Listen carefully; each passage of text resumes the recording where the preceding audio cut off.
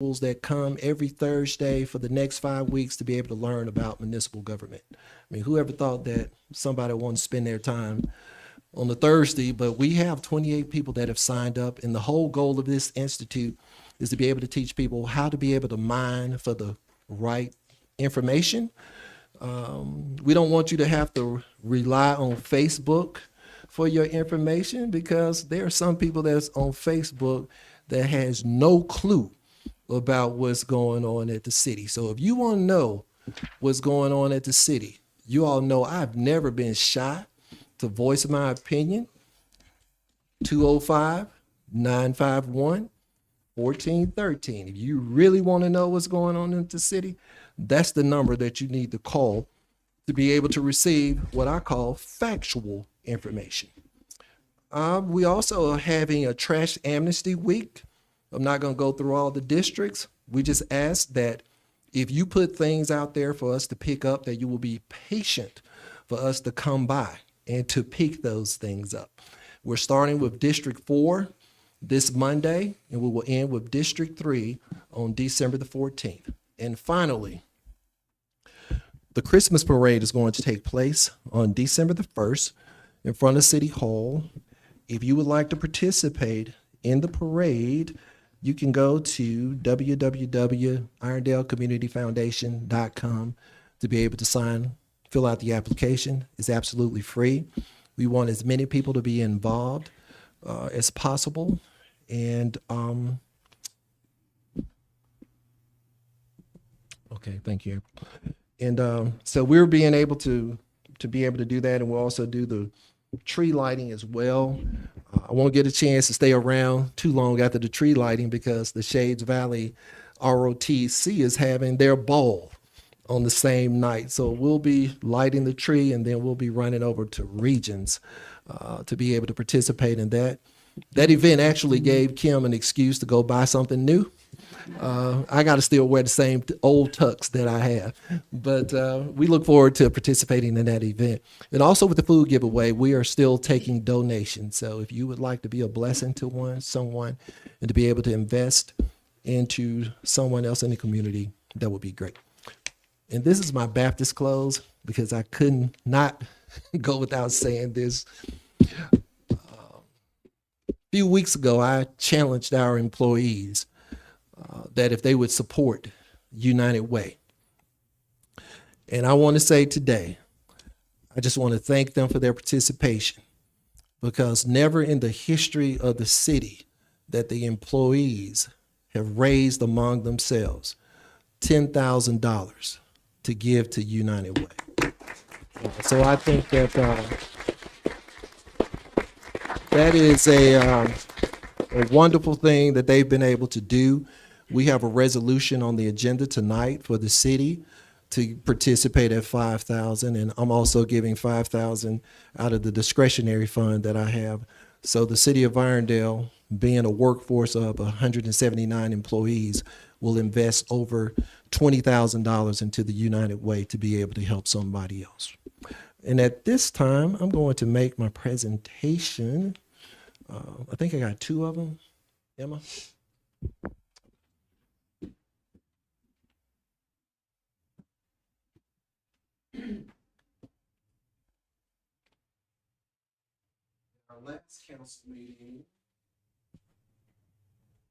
At our last council meeting, I think we had about 5 people in the audience. When you don't have presentations, Council President, people tend not to come, but I decided that we would get back to that practice and really begin to have people to come that have done some wonderful and magnificent things in the city of Irondale. So I have 3 things that I want to be able to do. But the first one, I want to give a proclamation to the former mayor, city of Irondale, Mayor Prater. But Mayor Prater is also a veteran as well. And as we celebrate Veterans Day on Saturday, I thought that it would be fitting to honor an individual that has given so much to the city of Irondale. I think, Sharon, he was even a volunteer fireman, was he, before he became the mayor? So I believe in giving people their roses while they're here. And although he is going through some health issues, and when I first sent it to Sharon, she said, well, is it okay for the family to come? I said, it's great for the family to come. And then she sent me an email today. And she said, Dan is feeling pretty good. He's going to be there tonight. And that gave me so much joy. So, Dan, if you would come on down with the family, and I'm going to read this proclamation to you all that we want to present from the city of Irondale.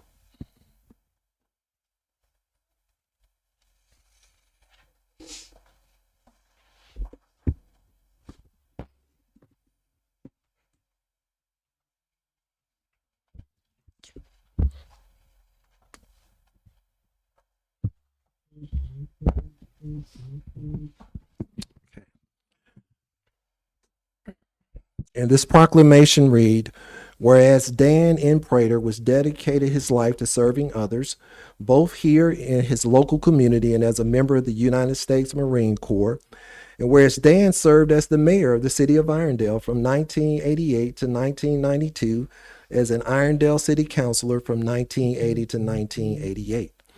Whereas Dan also contributed to public safety in the city of Irondale by serving in the Irondale Police Department for 8 years and as a volunteer firefighter for 23 years. And whereas Dan Prater enlisted in the U.S. Marine Corps on August 1st, 1966, and was sent to fight in Vietnam War on January 26, 1967. And whereas Dan participated in 3 major military operations against hostile forces in this name Emma put on here that I can't pronounce. Dan, can you help me out? You know what news station, I don't. Okay. Quang Ngai Province, RVN, over the course of 5 months.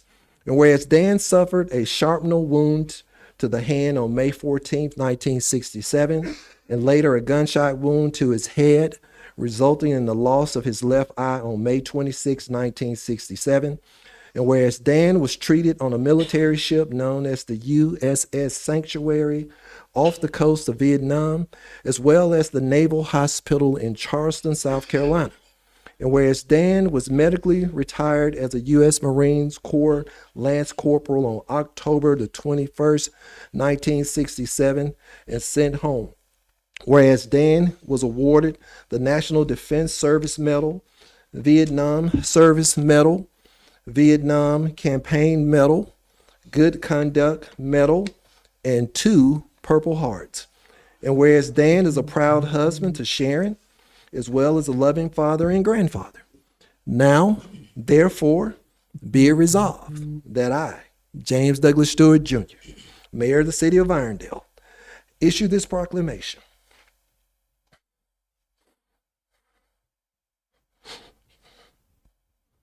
In celebration of Dan N. Prater and his service to our city, state, nation, as we recognize and honor to those who served in our armed forces this Veterans Day. In witness whereof I have signed and sealed on the 7th day of November 2023.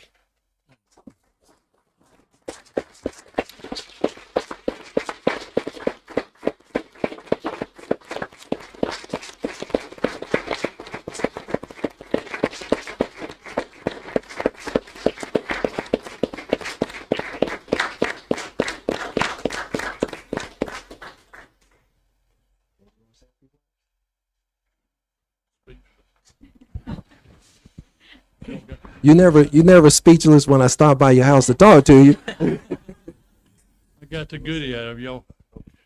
Y'all got my hair and everything now, so I see our council president up here, but he'll lose his for us over with.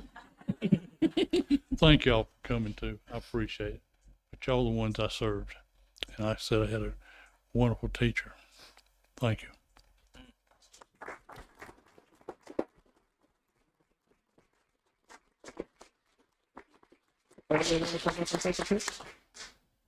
Family, come on up and take a picture if you all here. Your mama told me you were coming.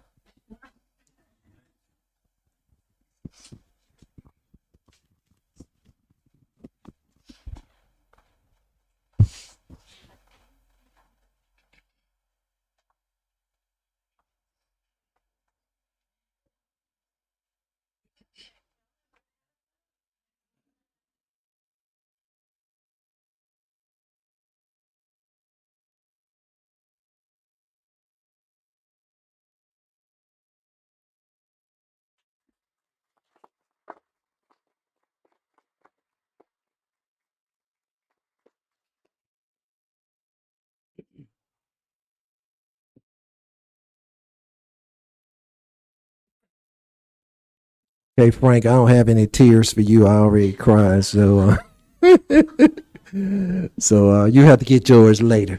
But it gave me great joy to identify two employees that have gone beyond the call of duty in the city of Irondale. It's one thing to come to work from 6:30 to 4 and do what you're supposed to do in between those hours, but then it's another thing when you find individuals that go beyond the call. I can pick up the phone at any time and call Frank. He has a wealth of knowledge being our public works director. Matter of fact, I called him this morning to talk about a real estate deal that we were working on, and he nicely reminded me that he and I were supposed to be at Sloss Furnace attending a recycling seminar on glass. I said, Frank, well, give me a few minutes and I'll get ready to get up and to be able to do that, Frank. But then what I did, I realized that I overbooked because the presentation that I'm going to have after I present you with this is a couple of gentlemen that are from Chick-fil-A, and I invited them to come today to let you all know that they're getting ready to open the new store. And although they're in Birmingham, I told them today that I am you all's mayor in Irondale. But at this time, Frank, if you would come to the front.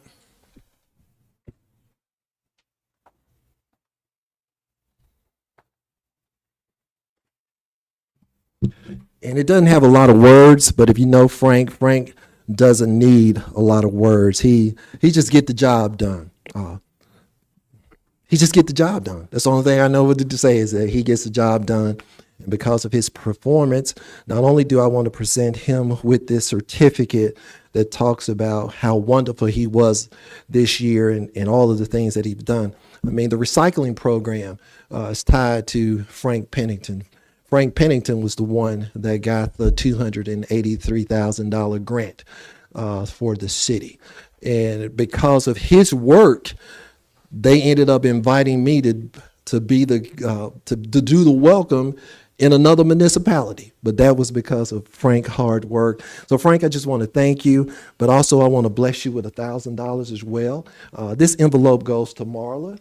But you can get the certificate. It's all right for you to get the certificate. But Marla and Savannah, this is you all's envelope. So I'm gonna give this to you all when you come up here and take a picture with us. Okay, and we'll get one with just me and Frank, and then we'll get the family.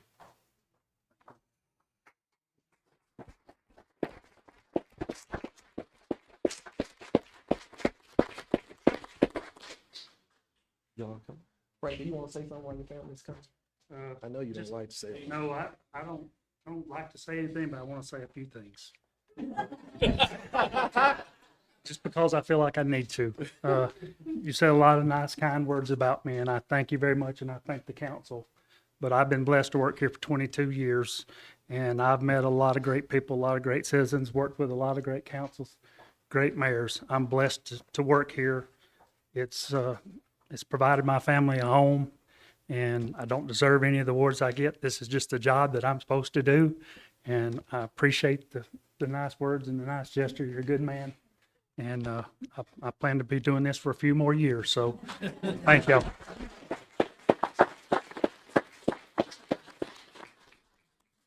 Man, you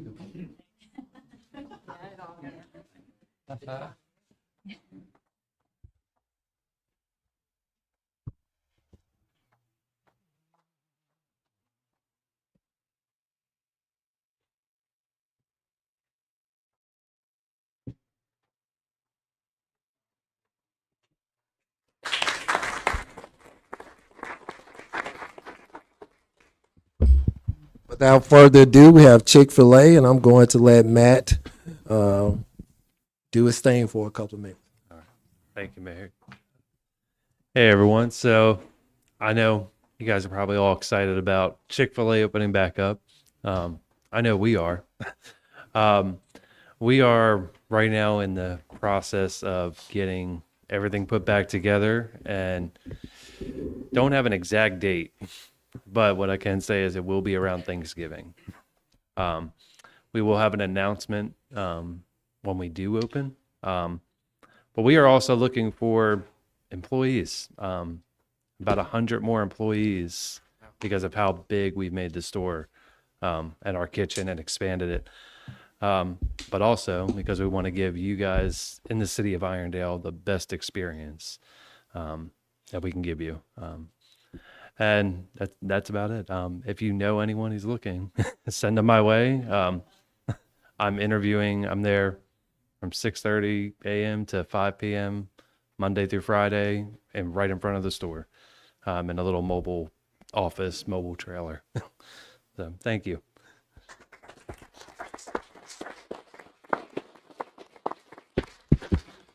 Matt, we have the Shades Valley High School girls volleyball team back there. So they were pretty excited when you said that you were looking for some employees. They may mob you on your way out of the door there. So you got some workforce back there tonight. Council President, I thank you for giving me this time and privilege to be able to share all of these things with our wonderful citizens here. And at this time, I turn it back over to you. Thank you, sir. Some very fantastic presentations this evening. Thank you very much. Going into our department heads, before we get into council reports, do we have any department heads for a report this evening? All right. We'll go into the council reports. Councilwoman Cuellar, if you'll get us started. Yes, good evening, everyone. Thank you so much for being here. Some announcements. Stop by to visit with the Irondale Arts Council and talk with them about their upcoming Arts and Fine Craft Show. It's being held Friday and Saturday, December the 8th and December the 9th, from 9 a.m. to 4 p.m. at 7954 Crestwood Boulevard, which is located next door to the Habitat for Humanity Restore. Now, the artists are going to be offering a variety of works of art. There are several artists that are involved in this show, and invite everyone to please come out and support them. They have some really great gift ideas. They're a very, very gifted group of people, so please come out and support them. Also wanted to announce that there is a new business at the peak season in the former Food World shopping strip, which is on Crestwood Boulevard. It's where the former Food World, I think I mentioned that, but it's called Sweets, that's with a Z, and such. And I met with the owner, Pam Kennedy, this past Sunday, and she has a variety of sweet rolls, dinner rolls, canned jellies, all kinds of cupcakes, cake slices, all kinds of, if you got a sweet tooth, go check them out. She's just got all kinds of things, and she's a very gifted baker. She also has other ladies that are located in her business, and they're also selling artistic cards, sewn clothing for infants and small children, sewn pillowcases, and so much more. So stop by to see them and let her know that Irondale is happy about another business that's opening up, that has opened up. Delightful woman, really a delight to visit with her, and very, very kind. I'd also like to thank our Public Works Department for our upcoming Trash Amnesty Week, and congratulations to Frank Pennington for a well-deserved honor. Frank, I can't say it enough. You are beloved by so many people here in Irondale. You gave us a scare in 2020, and there were a lot of people praying for you. And I am so delighted by everything that you do in our city. You're a wonderful man. And I'm not trying to pump you up or anything, but you're a very humble man as well. So thank you for who you are, and God bless you as you continue on and leading the great team that you've put together. And that's all I have to report for tonight. All right, Thank thank you you. very much. Councilman Box? Thank you, Council President. Just echoing Councilwoman Quillars, it's good to see everybody. It's good to see involvement. Police, fire, they're doing their jobs. Senior Activity Center has kicked off now and is really doing well. So if you haven't experienced it yet and you're a senior, or if you're not a senior, go up there and see what's going on. Lend your, I'm sure they can always use volunteer, but lend your ideas and lend your efforts there.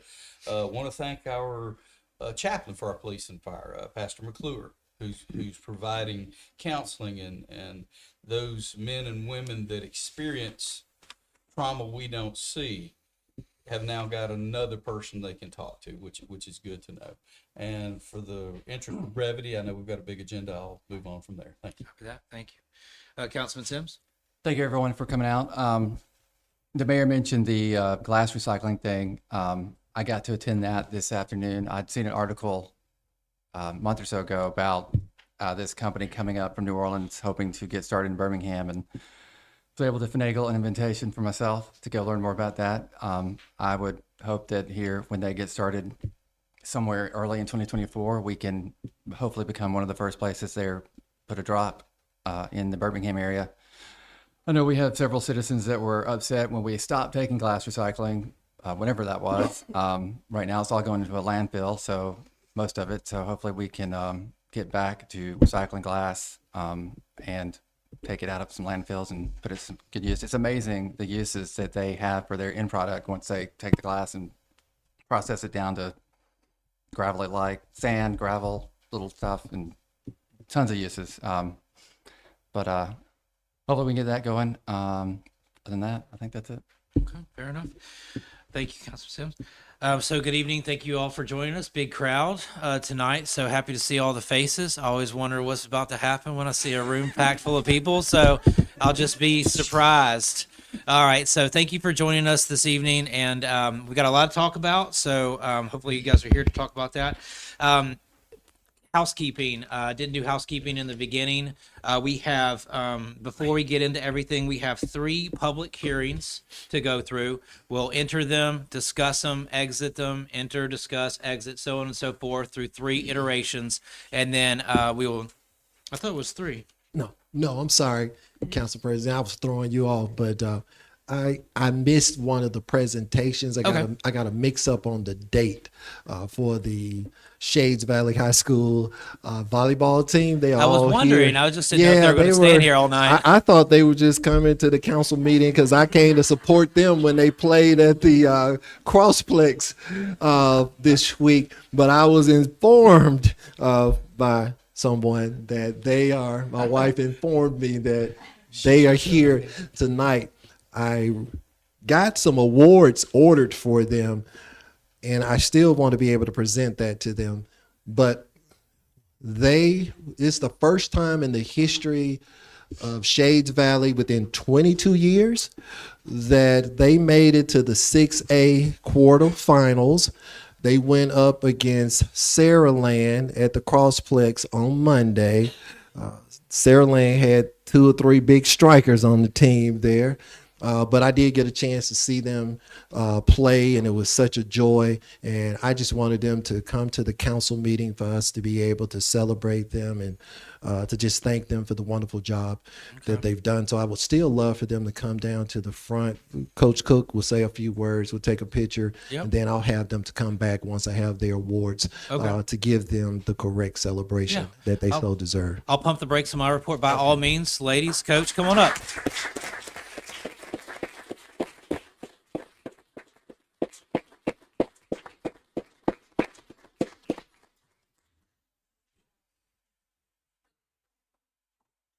And I want to say in this group, I know we have a honorable mention.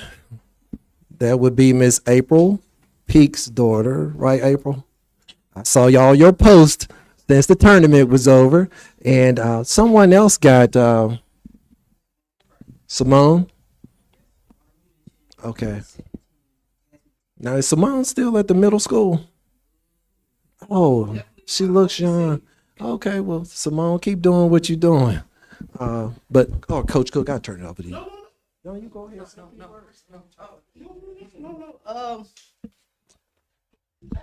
It's okay. I'll hold it. I'm usually long-winded, and so I wrote notes because notes is the way to go. But first of all, I want to thank the city of Irondale. Some of you all do not know. In May, there was a celebrity basketball game. We're not going to talk about it. I was 0 for 1. I had 1 assist. But with all that being said, I talked to Mayor Stewart. I had a vision for my girls as far as funding, and I always want to put the city of Irondale involved with anything that we do. We had a cycling event, and Mayor Stewart, with the help of Chief Wiggins and Lieutenant Hill, I don't know if they're here, but I made sure I had their names, did a phenomenal job with escorting the cyclists. If you don't know, it's a lot of cyclists that come through the city of Irondale. We had the escort, and all I heard was, we appreciated the police officers to be out there. We felt so safe. And for a cyclist, that is the number one thing. So thank you, Mayor Stewart. We have a gift for you like we always do when we come. But Mayor Stewart said one thing, and he said, to contact him about facts. And I've been here in the city meetings for a while, and I've had to stay here for a long time, so I don't want to keep you long. But I want to debunk some of the myths about these young ladies, because they're not just volleyball players. They're young women. They are employers. One of them worked for Chick-fil-A before you all quit. I'm not going to tell which one it is. So, but one of the young ladies are employers of you. They are older sisters. They are role models. There's so much more than that you don't see in them. So there were some times I've came and we talked about the education. Well, I want to tell you about these young ladies. The highest GPA that we have, and I'm not going to tell you which one it is one young lady has a 4.34 right here, standing in front of you. And for those of you all, hey, you can only get high as 4.0. I just want you to know that most of these young ladies are already taking college courses. Right now, you only have one senior, and some of them been taking college courses since their sophomore year. So again, they're bigger than volleyball players. And I will say the lowest is a 3.8. So these are these young ladies that you see amongst you today. I always say, they're not just volleyball players, but we talk about stats. Mayor Stewart said it. Simone McCray and Ashley Peak were voted among coaches over the 6A. That is 55 schools voted amongst themselves, or ourselves rather, to vote Simone McCray and Ashley Peak as honorable mention. And Jasmine Terry got second team. So that is top 24, top 32 girls in 55 schools were recognized for your city. And so these are the things I want you to know about these young ladies. If you don't know, I'm not going to give my number out. I'm just going to let you know that. Come to a volleyball game. Come support. Support is a verb. And what you all has hired a mayor or elected a mayor that is a verb. He does so much for us that you all will not allow. You won't understand. You'll never understand. But he does great things, and I thank him for that. Because, again, when it comes to athletics, and I understand he gives a lot to athletics, they give to athletics because they are the role models of the school. And so when people want to be a part of something, they want to be a part of greatness, and we call ourselves the sisterhood. And so when they want to be a part of a sisterhood, that gives the expectation, that gets the higher test scores. So athletics will fund what you're looking for. And that's just my personal beef. I don't know. I just wanted to get that out there. But for stats, and then I'm going to get off this mic and let one of the captains talk because you don't want to hear from me all the way. For stats purposes, Jasmine Terry had a total of 473 kills this season. Simone McCray had 307 digs this year, and we had one, and Kendall Wright had 642 assists, which got her milestone. She has over 1,000 assists, and she's just a junior. So again, if I could get one, I got one for the mayor. I got one for the chief of police too, because he helped me, and I was one of the participants in the cycling event, and they kept pushing me along the way. But Mayor Stewart, I want you to see this, and I kind of put this out for you all, is because in the programs at the Elite Eight, out of the 55 schools, we were the last 8 to compete. This picture was put in that program. So all over the state was able to see the I Love Irondale mural on for the city of Irondale. So we're very fortunate to have a city like you all. Thank you. Like I said, if you want to know anything about us, I'm not giving you my phone number. Come to Shays Valley High School. I'll be there with a smiling face. But again, Mayor Stewart, thank you so much. And then I will let the captain speak.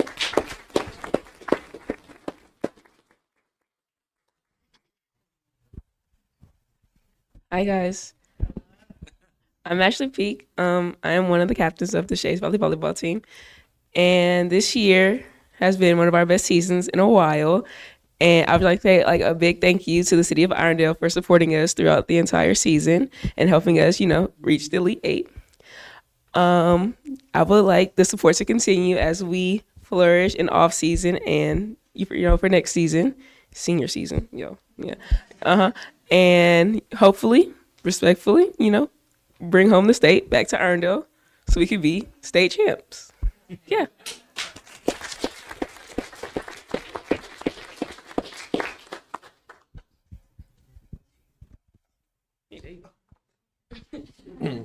Well, there you have it. Like I said, I got a chance to be able to see them play, and if they are playing the way that they played as juniors with only one senior, we will be state champions in next year.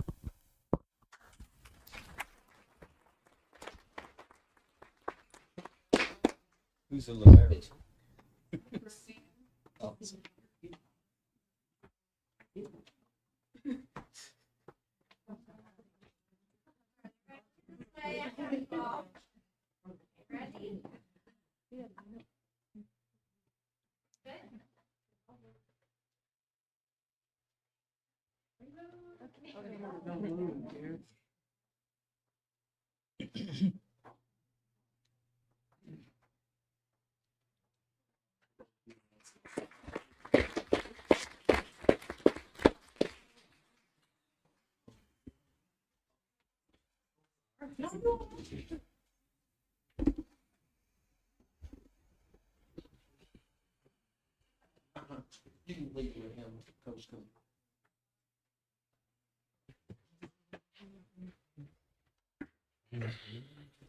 Anything else up your sleeve, Mayor?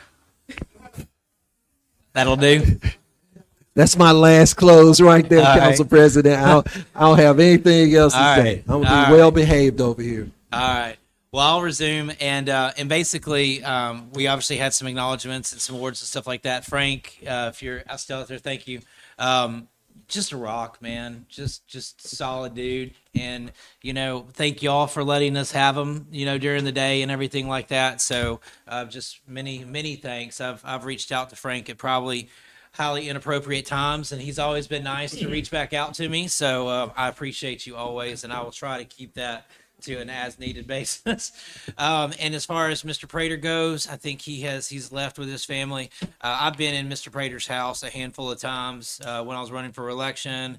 Each time's a few other things. We've talked to his wife Sharon as they've gone through health and everything. Always trying to make myself available to him. Just another example of a solid guy that's served the community and just a fantastic family. So I appreciate you, Mayor, for making those acknowledgments tonight. Housekeeping, I was threading to talk about housekeeping. We mentioned that we'll be going through a series of public hearings. We'll hear about them, and then we will deliberate them as we go through our agenda. And so there will also be an executive session at the end of this. So just a heads up, as always, I extend the offer. You're more than welcome to stay here with us as we go through executive session and witness us doing the simple action of closing the meeting. But I understand if you want to go on about your business. So once we finish the agenda and we make the motion to go into executive session, that's pretty much the end of the deal. We'll come back in here, close it out, and we're done. So said you're welcome to stay, but I understand you probably got better things to do. And then, was that the signal there, John? Is it about Exchange Club? I'll come to you on the very next portion. All right, but thank you. And then finally, went to a birthday party this Saturday or Sunday. Sorry, the weekends kind of blended together there, and met a really nice young lady. And we are getting into election season for different municipalities, so you will probably see some people starting to come up and talk to us. So I would like to go ahead and yield my time to the young lady in the almost back row. If you could come on up, introduce yourself to us, and let us know what you're trying to do. Good afternoon, everybody. Good afternoon. Good afternoon. I'm Attorney Joy Travis. I just want to thank President Spivey. It was nice meeting at the party, as well as Mayor Stewart. You all are doing a wonderful job at Irondale. I've been coming to events and putting around, trying to get votes, but I am running for probate judge place 1. And so, like President Spivey said, it's time. You're going to start seeing people out campaigning, yard signs.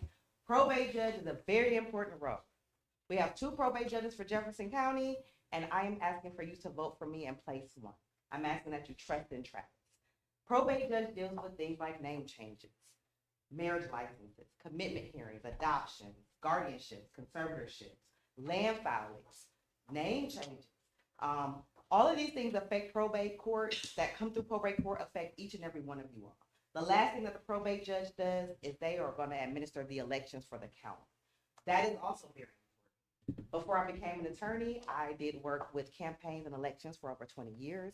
I currently have my own practice where I do probate work, and I do a lot of work helping people that are not able to develop things on their own. So I work with wills clinics and different things to help the community and persons that may not be able to hire an attorney to get some of these things.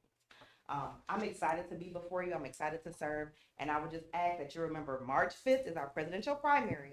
It's going to be a long ballot. So please flip the ballot over, look down, and elect Joy Travis as your next probate judge place 1. Thanks. Thank you very much. All right.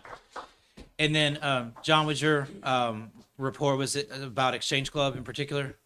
Our activities and really goal is so good.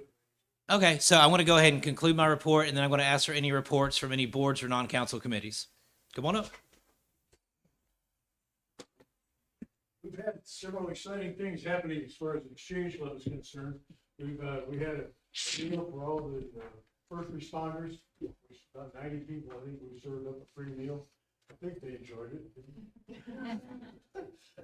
Also, this Friday, we are having a One Nation Under God Veterans Day breakfast free for all veterans at the St. Martin's in the Pines at 8:30 in the morning. So any veteran or non-veterans, all of our exchange agents will be there. We'll have speakers as well as the mayor. I think will be all the big folks there at 8:30. You told me 8:15. No, I'll be there 8:30. But we're looking forward to about 200 people. Hopefully, it's a free meal, so it ought to be attended by many. Also, just as kind of a sad note, I'd like to mention that the gentleman that ran the train here in Irondale for many, many years in the Whistle Stop Festival, Willie Poe, passed away. David Wish, his funeral, I think it's tomorrow. Thursday, excuse me. So there'll be more information about that a little bit later. I'd like to thank the city of Irondale for all the cooperation and things they've done with us in the Exchange Club. We try to stay active and relevant. I think we are. We've got about 30 members, and we've been in business for about 36 years, 37 years now. So we appreciate all the support we get in the city, and we'd like to have a couple of new people as members. Working on Virginia for about 20 years. Anyway, thank you very much. Thank you, John. Any other reports from any boards or non-council committees? All right, so we'll go ahead and get rolling here with our public hearings. Council President Spivey? Yes, ma'am. We have a ordinance under new business that I would like to request that we postpone. We can have that, and then I'm adding an ordinance Can we get through the public hearings first and then get to the actual agenda piece? Sure. Okay, let's just get through the public hearings first. Okay. I work better on a single track. You start putting multiple tracks in there and you're gonna Okay. derail me a little bit. So public hearings, if I could have a motion to go into public hearings. Motion to go into public hearing. Do we have a second? Second. All right, motion and second, all in favor? Aye. All right, thank you. Notice is hereby given that a public hearing will be held at the city council to hear from the owners of and any interested citizens concerning the property located at 1004 Parish Lane, Irondale, Alabama, and the city council determination concerning demolition of the unsafe condition located on such property. Do we have anybody who want to present that to us this evening? Yes, sir. I applied for a building permit the other day, but they told me I had to come here. I bought the property a while back, and this is the second time, probably the third time it's been set on fire. Somebody trying to burn me out. That whole area back there is back in the middle of nowhere, so it's in a little cul-de-sac. And so this is the third fire. One property got burned across the street from me. It's totally burned down. Property across the street been burned down. And so my this is the third time it's set on fire. One time I called it, inside got it, didn't do no damage. Second time somebody busted one, threw something through it, it didn't catch. This time they burned it up, so I'm trying to rebuild it back. So somebody trying to burn me out, so I'm just asking for consideration to get it rebuilt. I'm a contractor, I can pull a permit and rebuild it back, but this time I have to get some security cameras and stuff like that. I will apply earlier, but the insurance company wanted me to wait. They had me on hold till they further investigate, because they had to come get samples, blah, blah, blah. Gave me a run around. Now they approved it. They said it was arson. So you know, I had to get a lawyer to fight the pay me for the arson, blah, blah, blah, because they thought I burned it down, but I didn't burn it down, because they saw other houses burned down. So they end up approving it. So that's what's been happening. So I asked for some consideration to try to rebuild it back, and that's all I had. Copy that. Do you need his name? Or do you need his name? I didn't know if you had it already. What's your name, sir, for the record? Joseph Holt. Yeah, my comment is H plus H contract. Okay. So, Council President, do we have a presentation from a representative for the city? I was getting ready to ask for that. I was getting ready to. Do we have anyone from the city in regards to inspections to enlighten us on this? I know I saw the photos in our packet. We should have all had the photos. Yes, sir. I mean, we spent and regular. Okay. Burned all the way through from one side to the next. So Okay. I'm not sure what a building permit would do versus the demolition. Okay, understood. Any questions, Councilwoman Cuellar, for either one of these two individuals? Yes, what you're recommending is a demolition permit. Is that what we need to do? I'm not recommending it, But- I'm just saying, That, I guess it was just the turn of words I was using, but Yeah. When he came to get the building permit, I was just saying there's really no use for a building permit. It's burned off. The integrity of the house is gone, it's gotta come down at this point now, it can't be rebuilt, it's gotta be torn down Okay. okay. from the damage from the fire. Am I allowed to? One moment. One moment. sir. Thank you. All right. So, Does that conclude your question, Councilwoman Cuellar? Yes, because I was at the abatement board meetings and I know that it was discussed and the owner had 60 days from July the 11th. And you haven't heard anything until tonight. Yes, well, he came to get a building permit, Tuesday, I think, and that's, Last Tuesday. yeah, this past. Okay, thank you. That's it. Okay. Councilman Box? thank you. So in the opinion of our city inspectors, there is no rehabilitation that can be done to the existing structure to bring it into code. To actually get a structure into code, demolition would have to take place. That's the opinion. Okay, very well. Thank you. That was my only question. Okay. Councilman Sims? Everything I see has a Mr. and Ms. Clifton as the owners. I'm just curious, how long have you owned the property? That's what I'm saying. I did bought the property a couple months ago, and I got the letter from the old owner. The notice was sent to him, wasn't sent to me. So he sent to me in text. It's sent to his address, not mine. So I didn't get it. So I just got the property like probably 6 months ago, and then it got burned down. So the notice went to him. I have it right here. The address is there's some Clifton, 4882, who's in Trustville, Alabama. I live in Irondale Street, been in Irondale 6 years.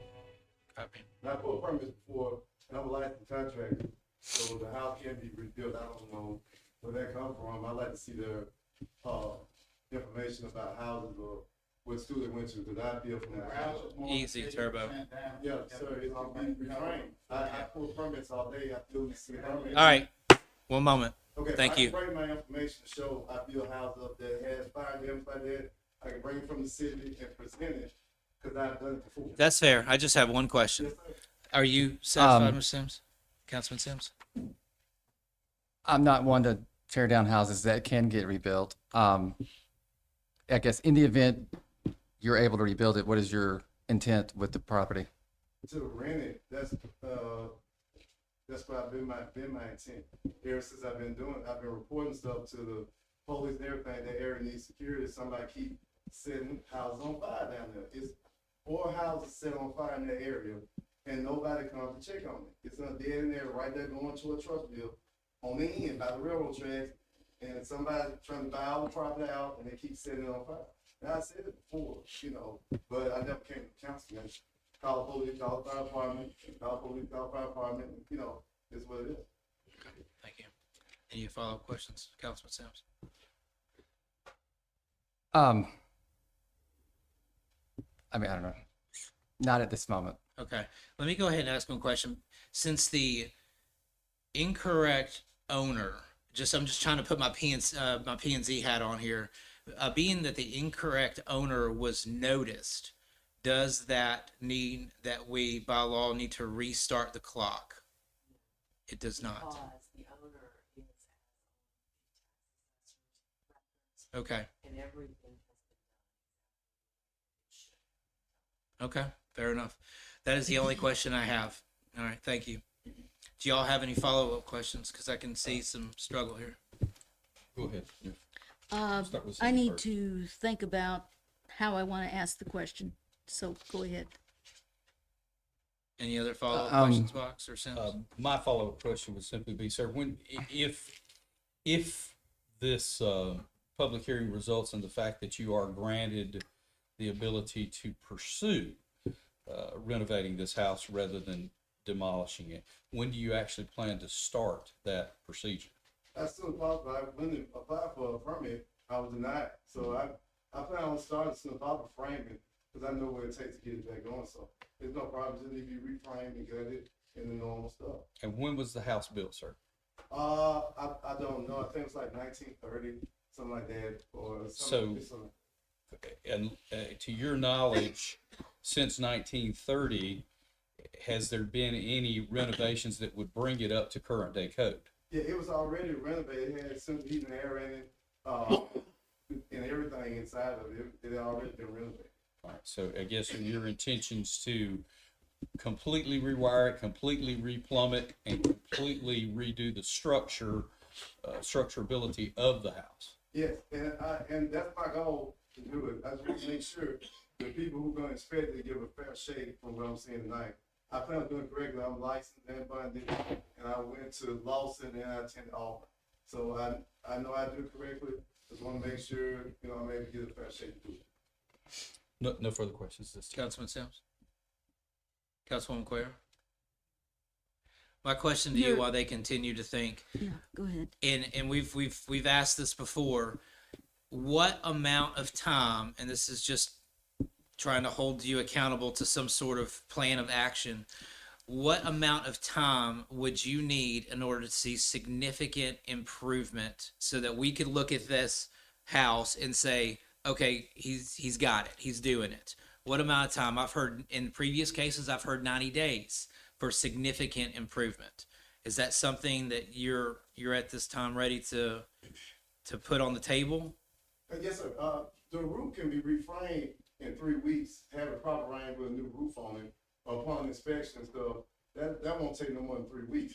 But to see significant change on the inside, it'll be 3 months to 4 months. The city of Birmingham will give you 6 months to rehabilitate a home properly to get it finished. This is a burn property, so it needs 6 months, depending on their inspections and their way they do stuff. I don't know, but I know a roof I can have a frame with a roof on it in 3 weeks in 30 days. Fair enough. So secured, framed, windows in, roof installed. I understand if you need some time on the inside, but you're saying you can get this thing significantly improved in 30 days. Yes, I can have a roof on and frame, depending on how they approve stuff now. I don't know, I don't do city Birmingham, I don't know how they do, but I can frame it, put a roof on it, put windows on it in 30 days. No problem. Questions to inspectors. Can y'all hold this man accountable to his commitments over the next 30 days? Can, but this house, I'm gonna have to have an engineered letter saying the structure is safe. That's exactly where I was about to go next. I've been, Okay. Hey man, we're trying to work it out. Let's not go back and forth. Let's not go back and forth. People have got stuff done that he let stuff go back. I need an answer from this gentleman. That's fine, but. Thank you. Okay, I'll let I need an answer from this gentleman. I Okay. pride myself on being fair with everybody. I wanna make sure. I need an answer from this gentleman. I will let this run this course. I'm really trying here. Yes, sir. Copy? I will make sure that we have the right documents to make this happen. Okay. Fair enough. That's the information I needed from city. I got the commitment from the property owner. I'm satisfied. Obviously, we still have to move through this in the agenda, but are there, based on what we've already heard from y'all and from what y'all heard here, do y'all have any additional follow-up questions for the gentleman? I do. Are there any neighbors around this property that live around this Just a few. property where it may pose a hazard, a health hazard, safety hazard? I've had several complaints from the adjoining property that's cleared. There's no structure on there, but they've been complaining about this structure down there like it has been. My question was partially addressed by Inspector Greg there, so I would ask this gentleman, in a fire situation, and I'm sure you know that not just the wood part is gone, but any masonry, the foundation, all that would probably need to be tested to see if there was any degradation that happened. So are you willing to have it tested to make sure that there's no degradation in that? There's no, the roof got burnt, sir. The Yes, sir. foundation is fine. And to answer her question, there are no neighbors. They burnt them all out. There's no neighbors. You should know that. There's no neighbors by me. I All the understand. houses been set on fire, nobody cares. House across the street got set on fire, that was a neighbor. House on the inside got set on fire, that was a neighbor. They gone. Yes, sir. Okay. I'm the only one right there who got set on fire again. So just Hey, please, question, thank you. No, and then to have an architect, I can't do 30 days because I gotta find somebody. And you know as well as I know, it's gonna take 4 months. Architects are backed up, they can't come. I didn't call architects for other people, I'm still waiting 6 months. So I can't find an architect, he knows that. So I'm saying, We had 3 jobs this week. They had an architect with them. they Okay. scheduled 2 previous. All right. Is there any new information we need Yes. from this gentleman? Our business inspector has stated that he needs an engineer's letter stating that the structure is safe. Sir, are you willing to obtain an engineer's letter stating that the structure is safe within a reasonable time frame? Are you willing to do that? And see what I can do, but I can see what I can do, but I don't know how long it's gonna take them to come. I understand. Okay. So with that said, I see no reason why we couldn't pause it for 30, 45, 60 days to give you time to get that architectural letter in place, because we have to go with what this gentleman tell us. And in their professional opinions, it needs to come down.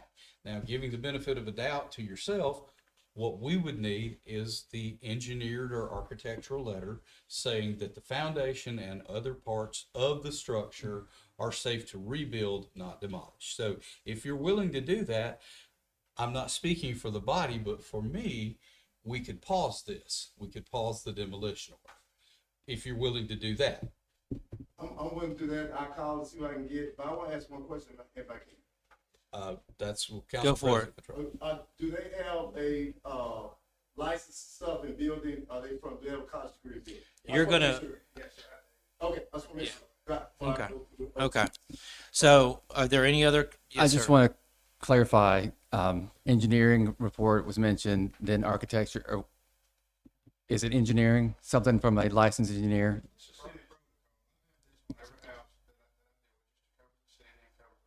Oh, no, I totally. Okay. I've had to call many of those for my day job. So I'm inclined as a Councilor Box and I think Councilor Cuellar to Let's turn it over give to you the some, public, I guess. some Let's turn it time over the to public. try to turn that into something a lot better. Again, I'm not inclined to destroy houses that don't need destroying. So I'd be open to giving 45, 60 days. At this time, I would take any comments from other than yourself that are. We'll start with the in favors for demolition. Any citizens in favor of the demolition? All right. No hands. Anybody not, aside from the property owner, not in favor of the demolition? Not in favor. All right. I would ask for a closure of this public hearing. Motion to close public hearing. All right. Second. Second. All right. All in favor? Aye. Aye. We'll deliberate. You'll know the answer here momentarily once we get into the form of the agenda. Thank you.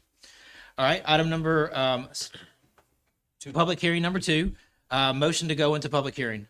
Motion to go into public hearing. Second. Second, all in favor? Aye. Aye. All right.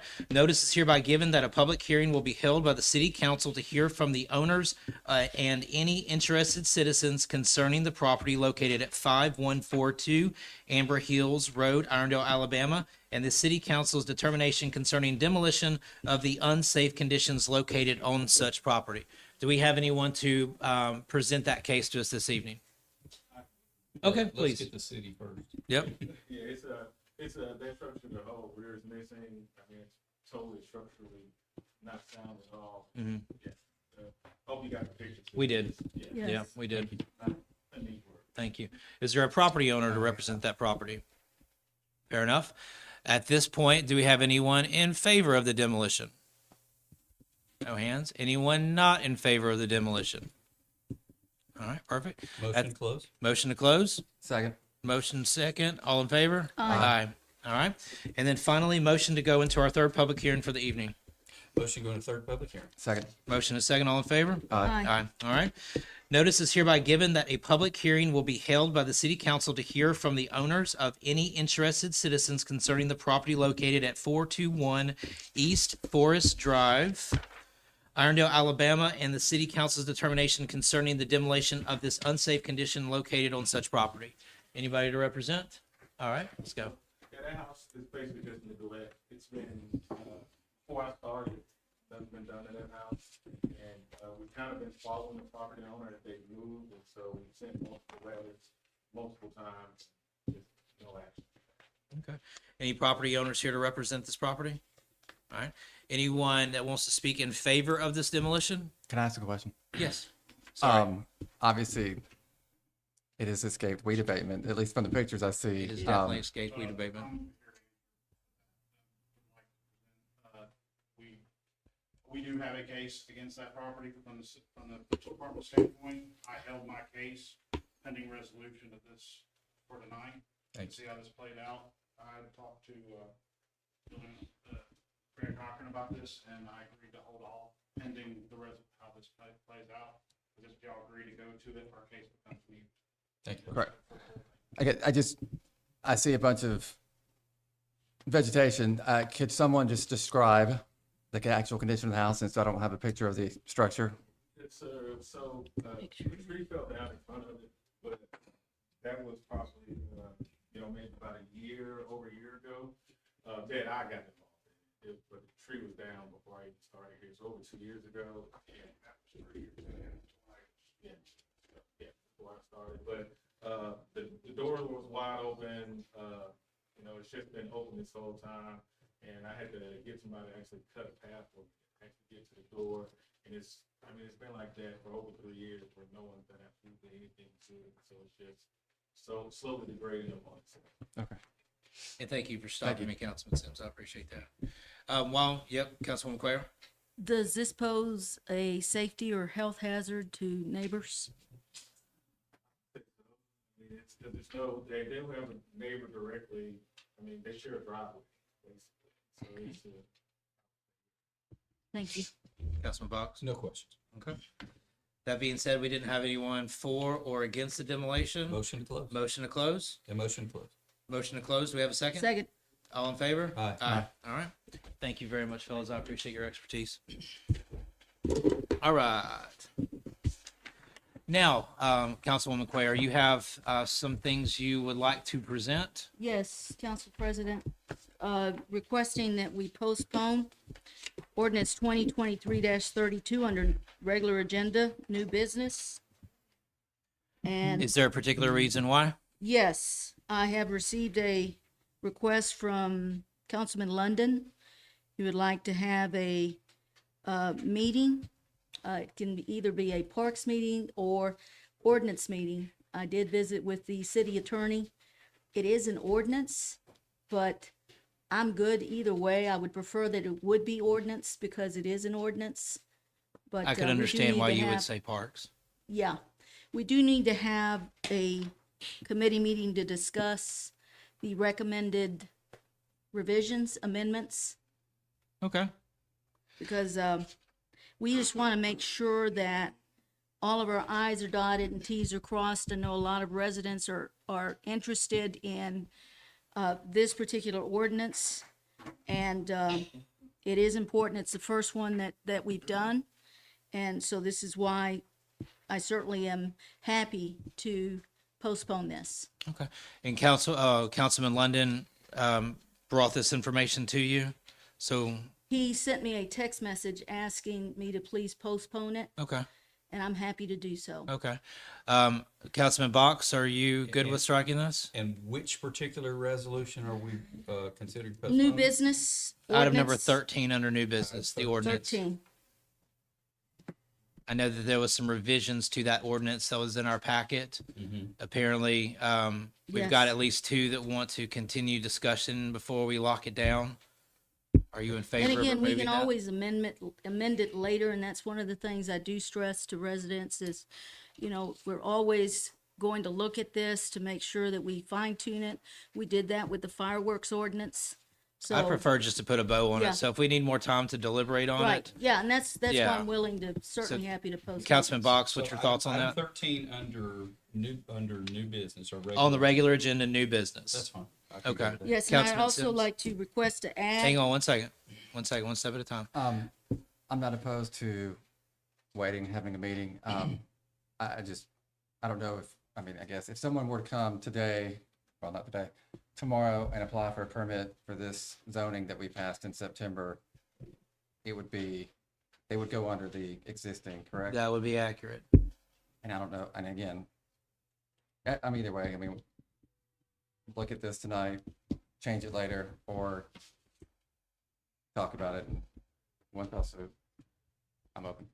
So you're hearing his feedback basically. If someone Yes. came in and apply, it would I did, go and as existing. I spoke about that with our city attorney. Yes. In regard to perhaps considering issuing a moratorium to give us time to work on this. And she said either way, right? Issuing a moratorium. That was one of the concerns I stressed is if someone were to come in tomorrow and request following this particular ordinance that's currently in place, and request to have the RV park, they would still need to come before the council, correct?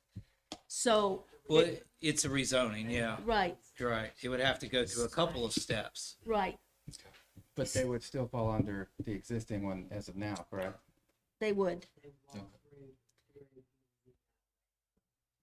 And then P&Z, which meets on the last Thursday of every month, would make a recommendation, and they would defer that to our second meeting of the following month. So there is some time Yes, involved right. there. So I am, as far as I know, there's only one suitor for this potential ordinance. So, I know I haven't had 15 people reaching out to me about it or anything. I know I have seen some email correspondence about maybe some heartbreak on the language and everything. So I think that's reasonable. But I think at this time we really only have one suitor per se. So I will go with the recommendation of the body on this. Councilman Sims, are you good with postponing? Sure. Okay. We're All good right. with Fair enough. postponing. It sounds like we need to get a meeting on the books. Yes, Okay. and I will need to reach out to Counselor London and follow up with an email to everyone to I ask agree. what date is best, works best for everyone. I agree. You had a secondary item? Yes, I would like to add ordinance 2023-33. Would you- Counselor Sims and I worked on this ordinance. We worked on this ordinance in response to emails that we have received from employees in Irondale, as well as phone calls. And also, because of the state of the economy, the way it is right now, especially I'm thinking about Chick-fil-A and other fast food restaurants, things of that sort. This was something that, going back to our previous administration, when the whole issue of the occupational license fee came up, one of the commitments made was that when the city's general fund and its reserves were stable, that the council would then work towards reducing and eventually repealing the occupational license fee. And so, following through on that commitment and hearing from many workers that are in Irondale, Counselor Sims and I looked at our data, and we are very strong and stable. We had 5.4 million surplus. We have over $10 million in reserves. And it's time to really begin working with this. Now, one of the things that was done in July of 2022 was the occupational license fee was at 0.075. Unbeknownst to council, when they approved the budget, those occupational license fees that were shown as a projected of what we receive, we were not aware of it, but it was at 0.075. And taking that into account, that it was at 0.75, I noted on the revenue that even though it was in 2022, we received $3.5 million, and in 2023 we received 3.9. So even though it was at zero and it was fixed, we still received more revenue. And so, Councilwoman Craner, taking all of these into account, I would like to add this to our agenda. I just need you to make sure that it sounds like you're talking to them, which I understand and appreciate, but we need justification on why you would add that to the agenda. So you not just need to talk to them and explain yourself, you need to talk to also us and explain yourself. So for the that being reasons that I've questioned, stated, and copy again, it's that. And I think- co-sponsored with Councilman Sims. Yeah, and I have some So if he'd additional like to add, questions. he can. I have some additional questions for y'all. As y'all know, in order to add something that I've removed from the agenda, it takes a majority vote. There's 4 of us here now. Yes. Okay, so that would need 3. Okay. Now, Councilman Sims, before I have you make your remarks, this is what I need to hear and what I feel the dais needs to hear. All right, so the way the resolution and the ordinance was written for adding things onto the agenda that were removed or just introducing them on the fly, there's a handful of things that the criteria needs to meet. Now, when I read this, just from the spirit, it made me think that, okay, in times of peril, we needed to do this like super fast. All right. So these are the qualifications. In case of emergency, of time-sensitive decision requirements, of monetary sensitive decision requirements, when the public interest may require it, All right, to congratulate, command, acknowledge, or award an individual, associate, or group. So I would ask you that you shape your recommendation around those pillars. Right, the recommendation, the reason for doing this as far as time is because the business community has payroll processors that take care of their payroll. This gives them time to get with their payroll processors to have this be effective January 1st of 2024. That was the reason in May 29th of 2018, Talking to that us, the please. council, that was the reason that the council passed that ordinance, was because of the time constraints. The business community needed time to get with their processors. So this is why we wanted to work on that in response to these requests. Okay, To give them time. I'll give you the time sensitive nature. That's Right. fair. In case of emergency, I'm not seeing necessarily an emergency here. So to your point, this doesn't even kick in until January the 1st. My opinion was that since this deals with such a large revenue stream, we're talking about over $1 million here. That's right. My recommendation was this to be pumped through Finance Committee so that we could learn more about this and how this is going to potentially affect the books, not just through your lens, but also we want to make sure that we look at it through the mayor's lens since he is closer to the day-to-day operations of the city. So I would say, what is the emergency? Because that is one of the criteria. The emergency is that our economy right now is in a really dire state. And we have a lot of employees that work here in Irondale that are living paycheck to paycheck. And many of them are living off their credit cards to purchase groceries and do things of that sort. So I'll give you that. with that in mind, again, businesses need time to work on their payroll. Now, We still have 3 more reminding- criteria to right, go through. Right. Remembering that this is the general fund. We also had a property tax referendum back on May 29th of 2018 that failed by 90 votes.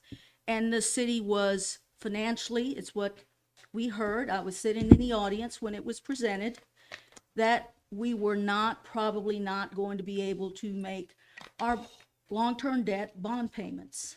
Let's Okay. not talk about the So- future. Let's talk about so- the present. I mean, but let's not talk right. about the past. Let's talk Right. about the present that you're looking to Right, affect. give me time to explain Okay. it, sir. So, that was our general fund. That was our general fund. Our bond debt, our payments, everything is in the general fund. And this is what I'm looking at now, is our general fund. Everything that is part of the general fund is what we're addressing here. The occupational license fee it's put into the general fund. We just passed the property tax referendum last year or the year before last. And that money, while it will come into the general fund, then gets moved into capital, because that is what we promised the residents, the property taxpayers in Irondale, that those funds would be earmarked specifically for capital improvements. So with all of these points, with all of these things in mind, it is in my view, the right thing to do to reestablish those relationships with the business community and the laborers that work here in Irondale, to reestablish those relationships, because there was a lot of anger. I need to that add, took we need to place. go through these. I appreciate what you were saying thus far, and I'm not going to ask you one of the other ones because I feel that you've already given me a sufficient answer for that. Of monetary sensitive decision requirements, how does this address the city's monetary? I mean, that's a time of peril thing. That's when the city is having under some financial stress. How does reversing this or lowering it to 0.5 deal with the city at stress? What it does is looking at the current state. That's what I'm looking at. The current state of the city, we no longer are under a monetary stress within the city. with that in mind, we can now proceed to do what was committed on May 29th of 2018. And I will quote it because I never forgot what was said. What was said on May 29th of 2018 was this: I would love nothing more than to see this repealed or reduced as soon as possible. 2018 to 2023. And those is comments long are who? enough. You made those comments, Okay, sir. fair enough, and I still stick by those. All right, that being said, all right, Councilwoman Cuellar has built a case. Councilman Sims, you've co-sponsored that. Is there anything that you would like to add, or anything at all that you would like to contribute to the points that she's made? I don't think I can add anything on the different checkbox that you were Sure. asking about. I'll just say, I feel like we promised a couple of years ago that we were gonna reduce it. And we did once. I was kind of tracking the numbers all year as we were getting reports. Point of order, please. Guys in the background, please. And I just felt like seeing the numbers, we were outpacing projections all year. We ended up, over what we'd projected. I felt like if we were to reduce it, plus with all the growth, our businesses, brand new businesses coming in, stuff like that, that it should be back pretty even, 2024. And that's where I'd like to see it step back another step. Okay. Fair enough. So we obviously have Councilwoman Cuellar advocating to add this to the agenda. We have Councilman Sims advocating to add this to the agenda. It is my firm belief that this needs to go through committee before this comes to the dais. Therefore, I will not be voting in favor of adding it to the agenda. Do we have anyone else that is in favor of adding this to the agenda? We're not deliberating the ordinance itself at this point. We're just deliberating whether we're going to add it to That the is agenda. accurate. We might as well count this as deliberation because there has to be a point made in order to add it to the agenda. I think there's been a fair point made that would constitute deliberation. But at this point, we're just trying to say, does it fail to get on the agenda or does it make it to the agenda? Well, I think everything deserves a chance to go to the agenda. However, my opinion has not changed. Okay. And the factuality. So whether we add it to the agenda tonight or whether we take it through committee and add it to the agenda at a later time, my opinion hasn't changed at this point. Okay. So I unfortunately do have to ask you for a decision on your stance of whether this makes it onto the agenda. Sure, we can add it to the agenda. Okay. But I'm just giving fair notice that unless something happens in the deliberation, my vote will be what I have always stated at this point. And I'll wait till we deliberate it to deliver that. Okay.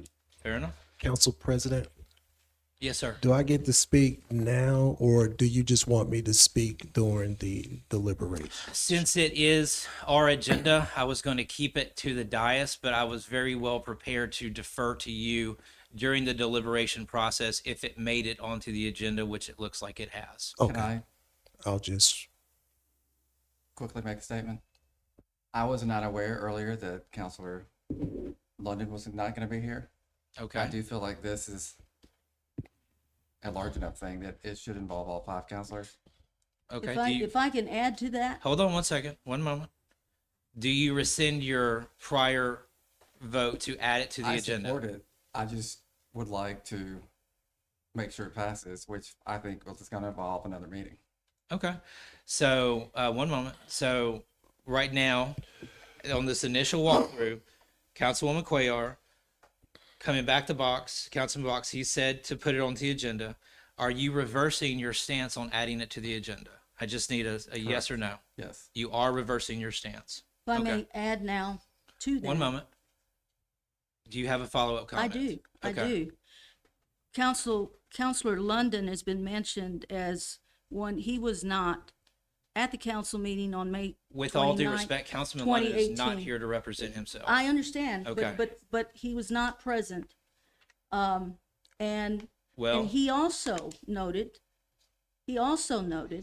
that he was not in favor of the occupational tax. well, once that he he did has an not want it to opportunity pass. to represent So, himself, then I will let him speak for I'm himself. going by historical. That's wonderful, and I information. appreciate that. But as far as the procedure of the evening I- goes, Right, this and I has think it failed to deserves make a it to the chance to be on agenda. the agenda. Okay. And if we get through that process and we want to go ahead and I and have made go my through stance that. clear. Councilman Sims has made himself clear. Councilman Box has made himself clear. You have made yourself clear.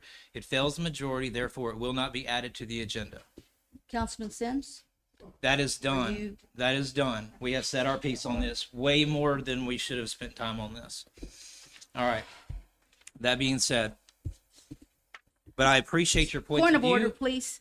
The laughter in the chambers needs to end. This is my meeting to run. That needs to stop, sir.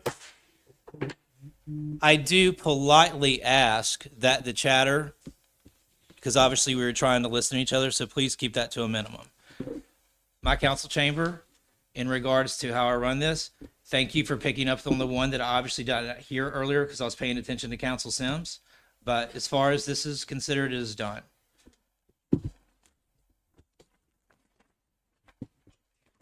All right.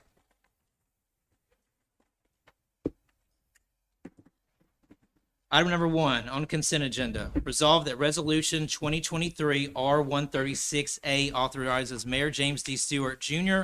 or his designee to execute a service agreement with Central Alabama Junior Roller Derby, DBA Steel City Slayers, for use of the Irondale Civic Center for a community youth roller derby league for the provision of recreational sporting services to the youth in the city of Irondale. This has Councilman Sims' name by it. Would you prepare to introduce it? We passed this already, and I think the city attorney can address what we're tweaking to make it match with what we actually passed. Went forward. Y'all had actually talked about it being up to 6 hours to allow them to come in and to set up. And I believe that that change was actually made on the diocese. Excuse me, I'm sorry. And so there was a difference in the actual attached agreement to that resolution and the actual resolution itself. And so we wanted those to blend to make sure that everything was, correct. So that is why it's actually coming back. Okay, Councilwoman Quayle, any questions for either No Sims or questions. legal? Councilman Box? No questions. Councilman Sims, anything to add? You're good? All right. Myself, I'm good as well. Do we agree to keep this on consent? Yes. Okay. Item number 2, under consent, resolve that resolution 2023 R148 A declares the property at 1004 Parish Lane, Irondale, Alabama 35210 a public nuisance. We've had our case on that, so we've had our public hearing, so we will move on. Same with item number 3 for resolution 2023 R150A that declares 5142. We've had our public hearing, so we will move on from that one. Item number 4 under consent, and those 2 items, 2 and 3, don't they need to bump down to regular? Since we had a public hearing on them, or since we've had the hearing, can they stay as a possible consent? It's fine to bump them down. Okay.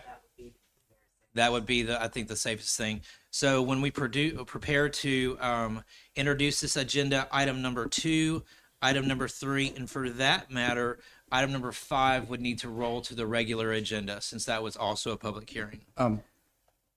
2 was the one we were considering extending. Do we need to address that now? We'll address it during Oh, wait. when we get to the regular. Yep, exactly. Thank you. And then item number 4, resolve that resolution 2023 R163 authorizes Mayor James D. Stewart Jr. to execute an agreement with Kemp Management Solutions LLC for the provision of design, procurement, and planning support, and construction phase support as program management services for 5 capital construction projects in the city, including renovations to Ruffner Ballpark, renovations to Crestwood Boulevard Administrative Building, new library on Grants Mill Road, renovations to the Irondale Civic Center, and Fire Station number 3 in an amount not to exceed $28,232 per month for 30 months. Mayor Stewart, this your name is by this line item. Would you care to introduce it? Yes. Because of all of the projects that we have going on at the city, because we do not have the in-house expertise to be able to manage it, I decided to look for a company that not only would be a great fit for the city of Irondale, but also understood how to be able to manage capital projects. I checked around in the industry by using the network that I have in place to be able to identify who would be that great fit for the city of Irondale. I know that on several occasions, I'm always asked the question, why didn't you get 3 or 4 different proposals from somebody else? And the reason that I don't get 3 or 4 proposals from other individuals, because I can call all of the individuals that work in the industry and to be able to identify the one company that I can present to you all, but I also feel like it's a perfect fit. Because one of the things that people in the industry hate, they hate for people to just call them and to be able to request proposals and to get 3 or 4 proposals when you have no intent on hiring those individuals in the first place. I tried to scale that down by doing a lot of phone calls and computer information and relationships to find out who would be that company.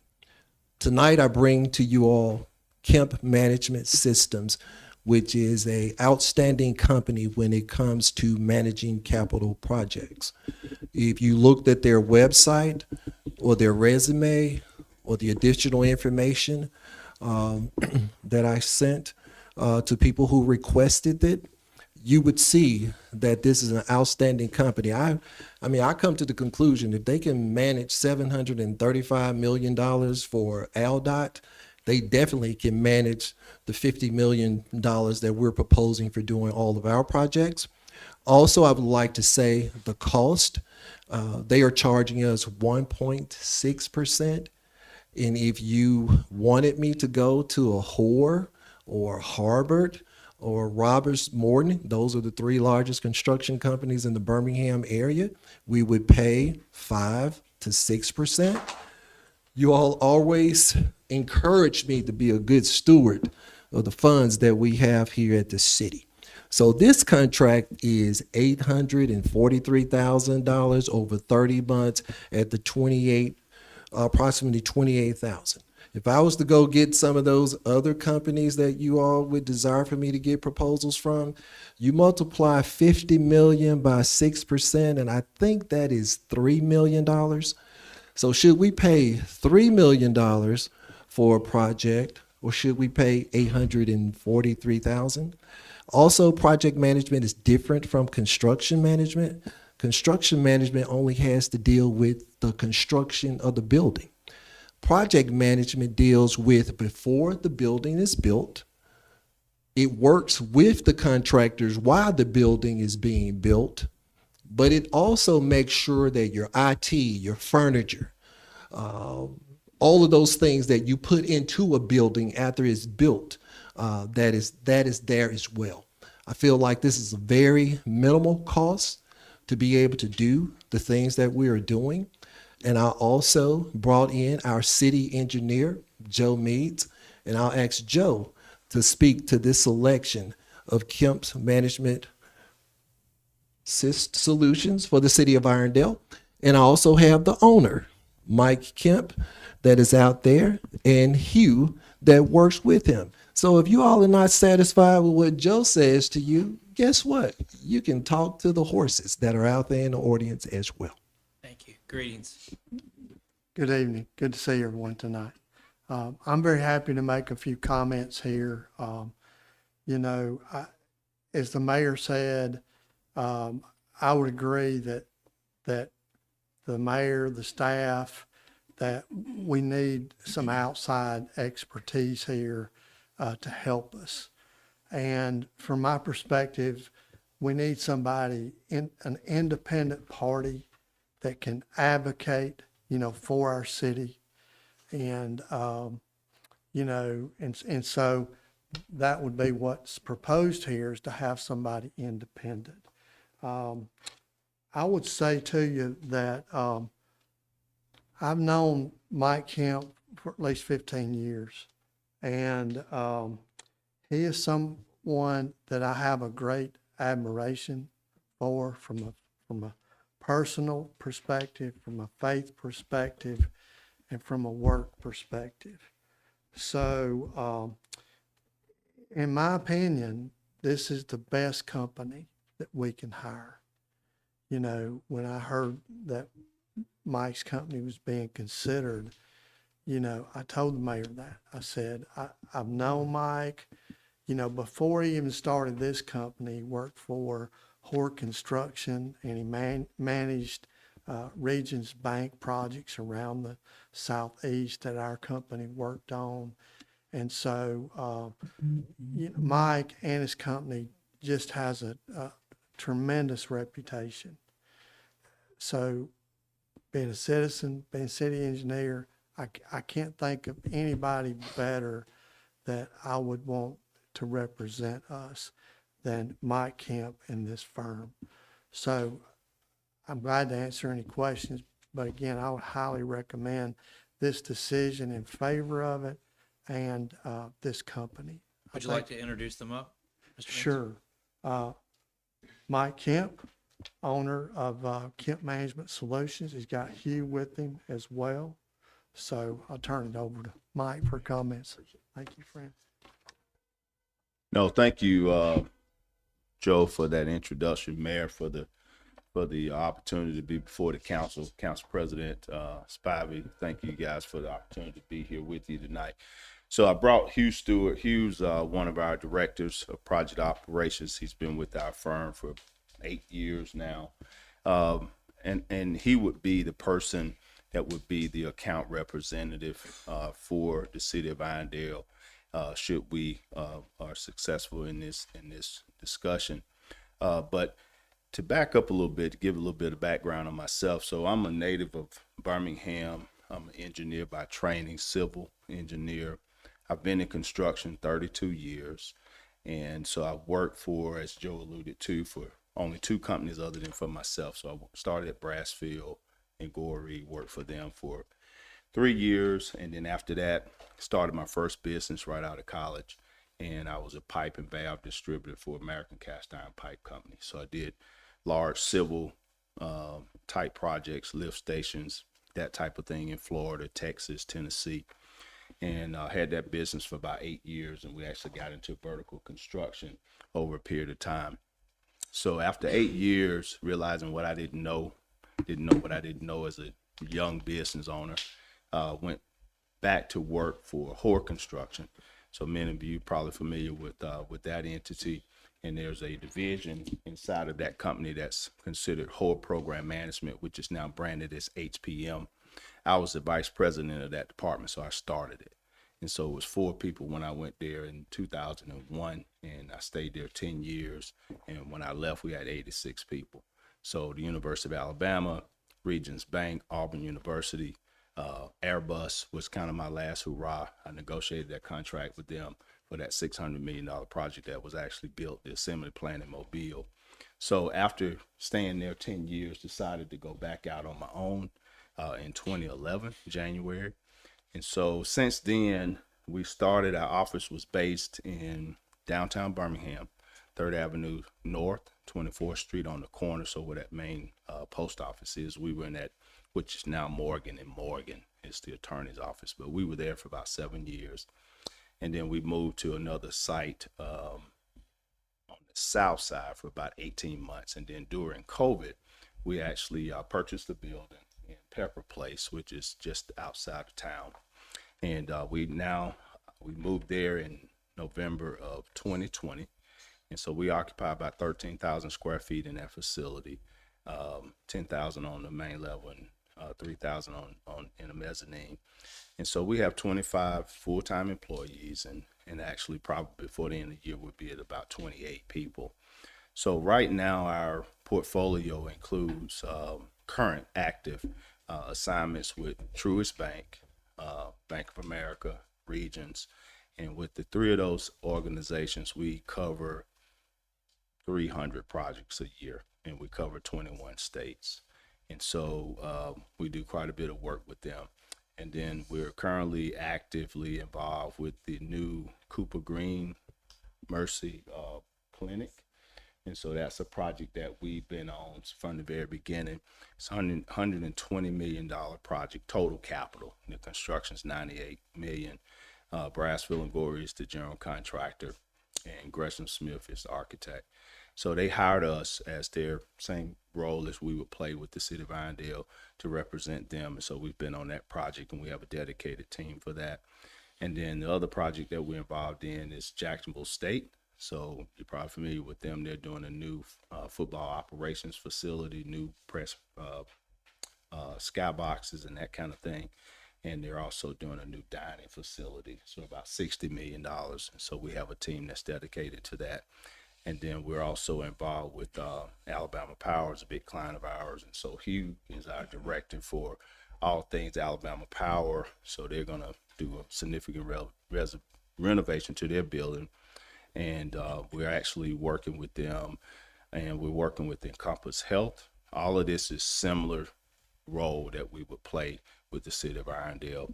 So Encompass Health is going to do 50 new dialysis centers inside of their existing hospitals around the country.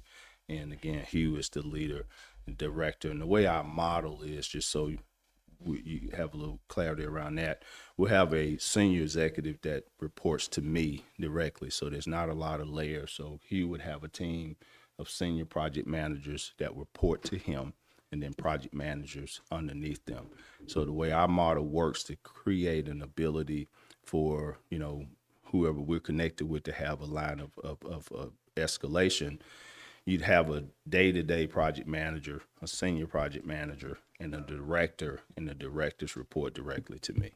And so that way we're able to give the focus that we need to every account. So that's, you know, that's not every client. I mean, we do work in actually Germany. We have work in Europe that we're doing 42 clinics. And again, that's all huge work. Montgomery Public Schools. So we're involved with the program down there. I think it's like $400 million. And then I think last, I know I'm forgetting something. What am I forgetting, Hugh? That's Encompass. Yeah. So yeah, current. So, you know, I say all that to say that, you know, we have the capacity and the bandwidth and the experience and the relationships to bring a level of service to the city of Irondale. And from our visit with the mayor, having talked to him, and I think he used the word about a fit, that's important to us, right? Because we try to do work with people that are aligned. You know, Joe's company was saying we're very intentional about relationships, and we're going to put the best team on the field to be successful. And if it's not working, you're going to talk to me, right? And so we stand behind our product, and we stand behind our work, and we're very intentional about how we structure our team to ensure the success of the project. So I welcome any questions. Be glad to answer those as needed. And so I'll pause there. Okay. Councilwoman Quayer, any questions for any of the gentlemen? The only thing that would have been good in your proposal is you just stated everything, the work that you've done. Yes, ma'am. I don't see any of that in the proposal. It would have been great to have seen all of that. Mm-hmm. So that's the only comment. I mean, I'm used to seeing what is the history, what work you've done, how the dollar amount, these things, because this is a lot of money that we are committing. And all I have is your proposal. That's it. And it would have been great to have had all of your jobs that you've done, everything, because I usually contact some of these people and I ask them, were you satisfied with it? That's my role as a council member, is to make sure that what we're getting is, in fact, what we're hearing here. Right. So that is the only disappointment that I have, in this proposal that we didn't have a list of all of the people that they've done work for and the dollar amounts. That's So- it. That's more comments. So one thing I would share is, so we're not a contractor. So let me be clear about that. And the reason why I say that is, and it's important, because typically contractors are going to taunt, we did X project, so many thousand square feet, so many millions of dollars. That's great. We could do that. But what I would submit to you, the council, and to this body is we manage programs, which is very different, Hear you. right? And I would have liked to have known who you Yeah. manage programs for. Yeah, and so the clients that we have, again, a lot of this is on our website as well. So there's contacts there. You know, if there's references that can be provided. You know, I'll say this, and this is not in arrogance. We don't do the work we do without a good reputation. Not for the clients. We work with Fortune 500 companies. The insurance and the rigor that we have to go through to work with them, no problem, right? And so I wouldn't be standing here today working for Bank of America and Truist, two of the largest banks in the country, with the amount of work we do. We do over $25 million a year with them. That was what I would have liked to have seen Right. in your proposal. That's fair. Okay. Thank you. Councilman Box? Really, the only question I have is just more of an educational for me. You said you were with their project management team, actually started, I think, the branch management. You Yes. said. I have pretty good history in construction, and I see a lot of validity in having a project manager not associated with a particular construction company. Can you, I don't want to speak bad against for Brassfield and Gorey or anyone, because I have definitely seen that sometimes Brassfield and Gorey will engage a project manager from Hoare. They'll become the project manager in Brassfield That's and Gorey, right. the general contractor. So explain to me or help me understand how you've streamlined this, which it does appear to be a better business model, but if you could kind of explain the difference. Great question, Councilor Box. So one of the things that we've been intentional about doing and differentiating ourselves is pure project management. Coming from the space where we come from, we say, okay, we're going to be focused on project management, not sometimes or not as a division of, but as a dedicated service. So the difference really is what you were touching on, is that typically, I mean, having lived in it, right, as coming out of Hoare, a very large, successful general contractor, very good at building buildings. However, the challenge becomes, and it's all a matter of how it's perceived, is if I'm managing a project as project manager one day, and then you come in, a general contractor comes in and bids on a project that I'm managing as the PM, and then the next year I'm competing with them, it creates a very interesting dynamic because it makes it very difficult for the entity that's bidding the work, particularly in a public entity, because they have to share all of their information, general conditions, schedule, means and methods, how they actually deliver it. Well, I'm understanding how your business works.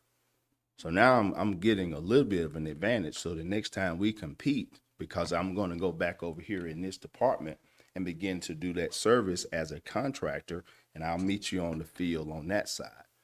So that is a very interesting dynamic. So what we've decided to do at Kemp Management Solutions is be true to project management and dedicated 100%. So I give you a great example to what you're asking. So Brassfield, when we actually put the proposal, the request for qualifications out for the new Cooper Green facility, the entity of UAB and the Cooper Green Authority hired us to say, okay, we need a third party that will actually administer the process of issuing an RFQ, request for qualifications, get those in, vet them, and then shortlist it, and then request the pricing piece.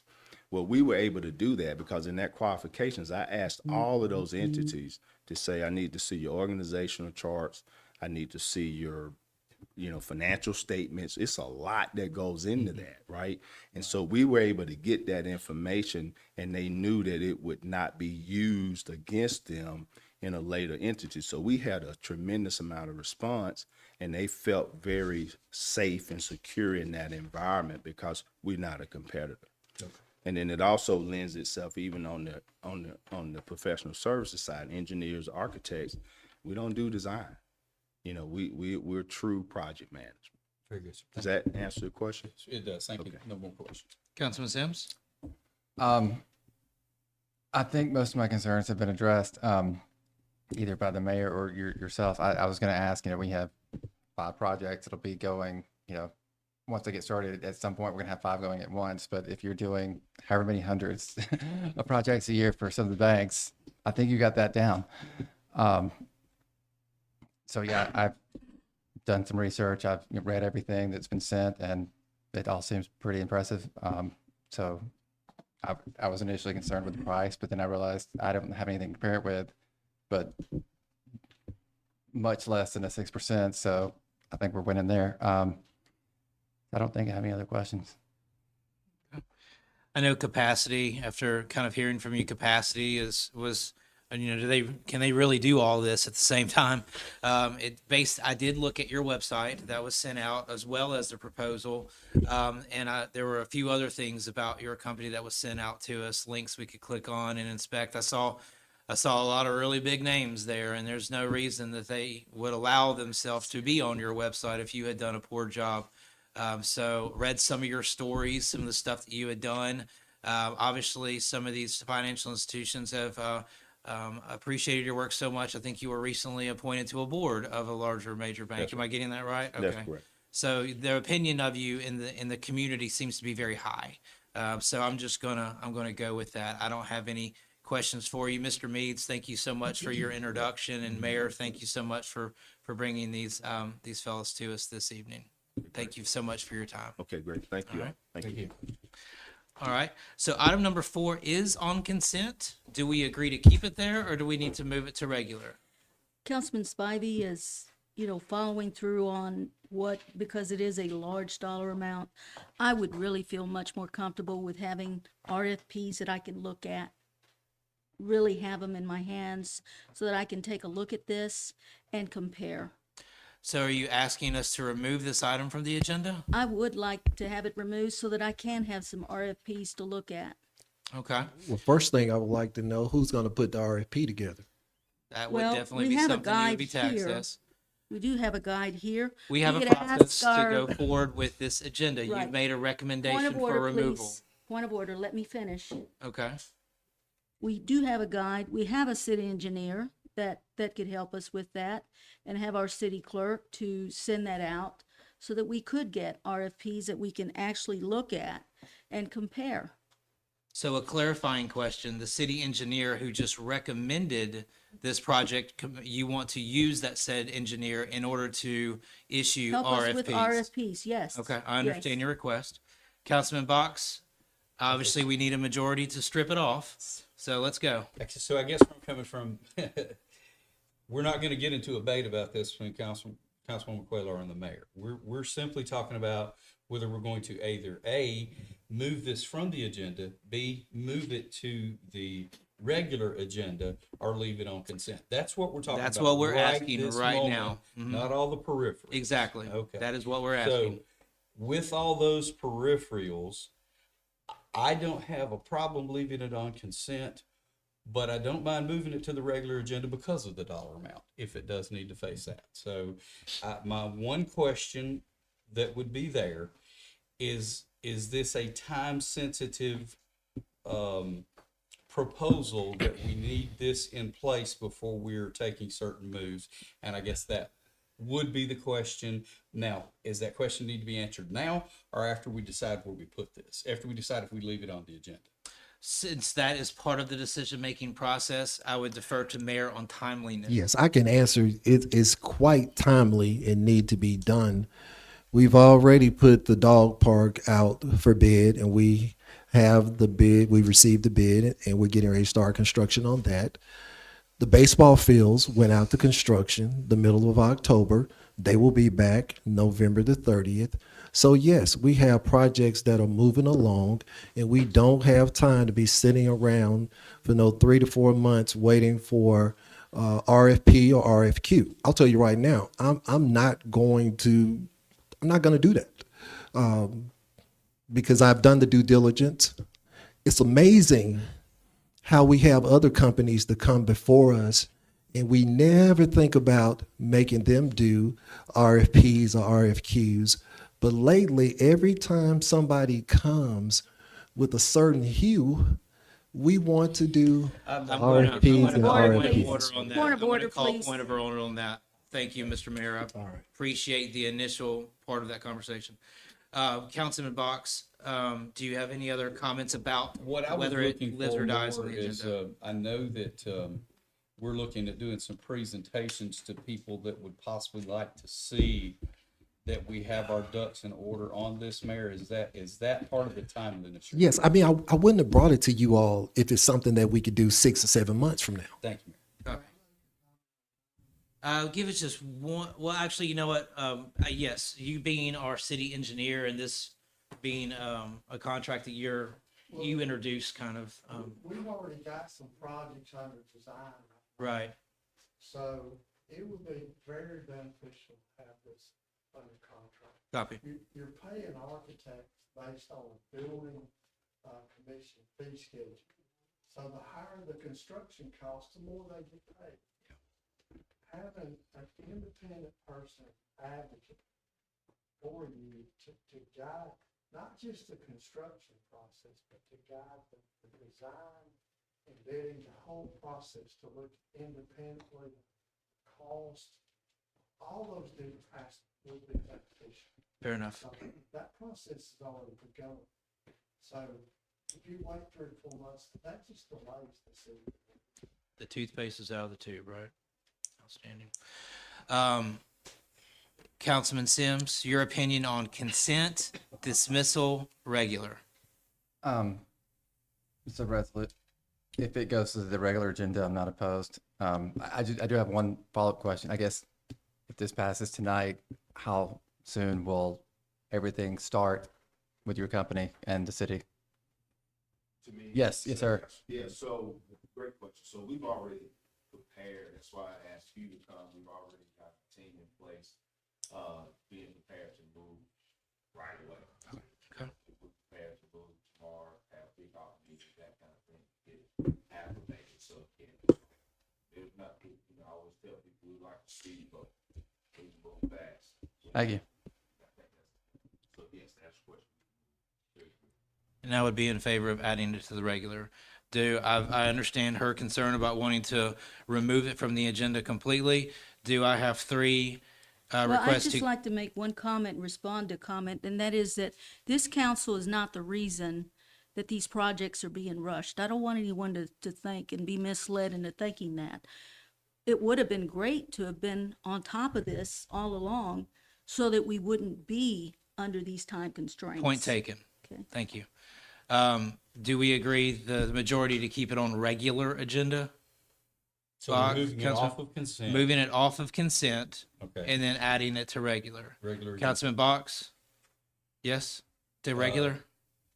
Sure. Okay. If that's the will of the body, I'll go I see no problem leaving it on consent at this point. I see no after problem I've- leaving it on consent, but that would require unanimous approval of said consent Correct. agenda, and that doesn't sound like that's a factor. I see the So- body moving to the regular. Yeah, do you agree, Councilman Sims? I would agree. Outstanding. So at this point, we've got 2, 3, 4, and 5 moving to reg. Thank you. Item number 6, Resolution 2023 R165 authorizes the execution of a service agreement with the Exchange Club of Irondale, Inc. in the amount of $2,500 and other in-kind donations related to the services performed by the Exchange Club. Ms. Allison, your name is beside this. Would you care to introduce it? Okay. I just know you hate doing this, so I was just going to ask you to do it. All right.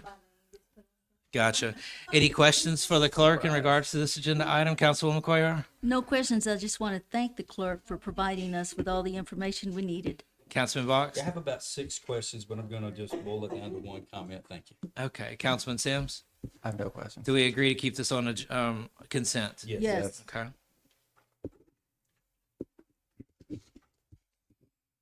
All right, item number 7, resolve that resolution 2023 R166 authorizes the execution of an agreement with Verizon Wireless for cellular services in the amount not to exceed $39.99 per device per month for the Irondale Fire Department. Is Chief McDaniel here with us this evening? He's out of town. Can anybody speak on this in lieu of him? Okay, This is just the yearly service okay. Gotcha. So nothing's really changing, just a renewal. Councilwoman Cuellar, any questions? Yeah, just how many devices are we talking about, Lee? You don't know? Do you know how many devices we're talking about? Okay. It's a renewal of what we already Yeah, have on the it's a renewal. books. So, I mean, there's that. Yeah.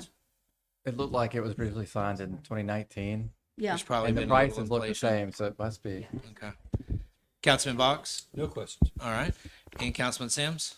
I'm fine. Okay, I'm good. Do we agree to keep item number 7 on the consent agenda? Yes. Yes. Outstanding. Thank you.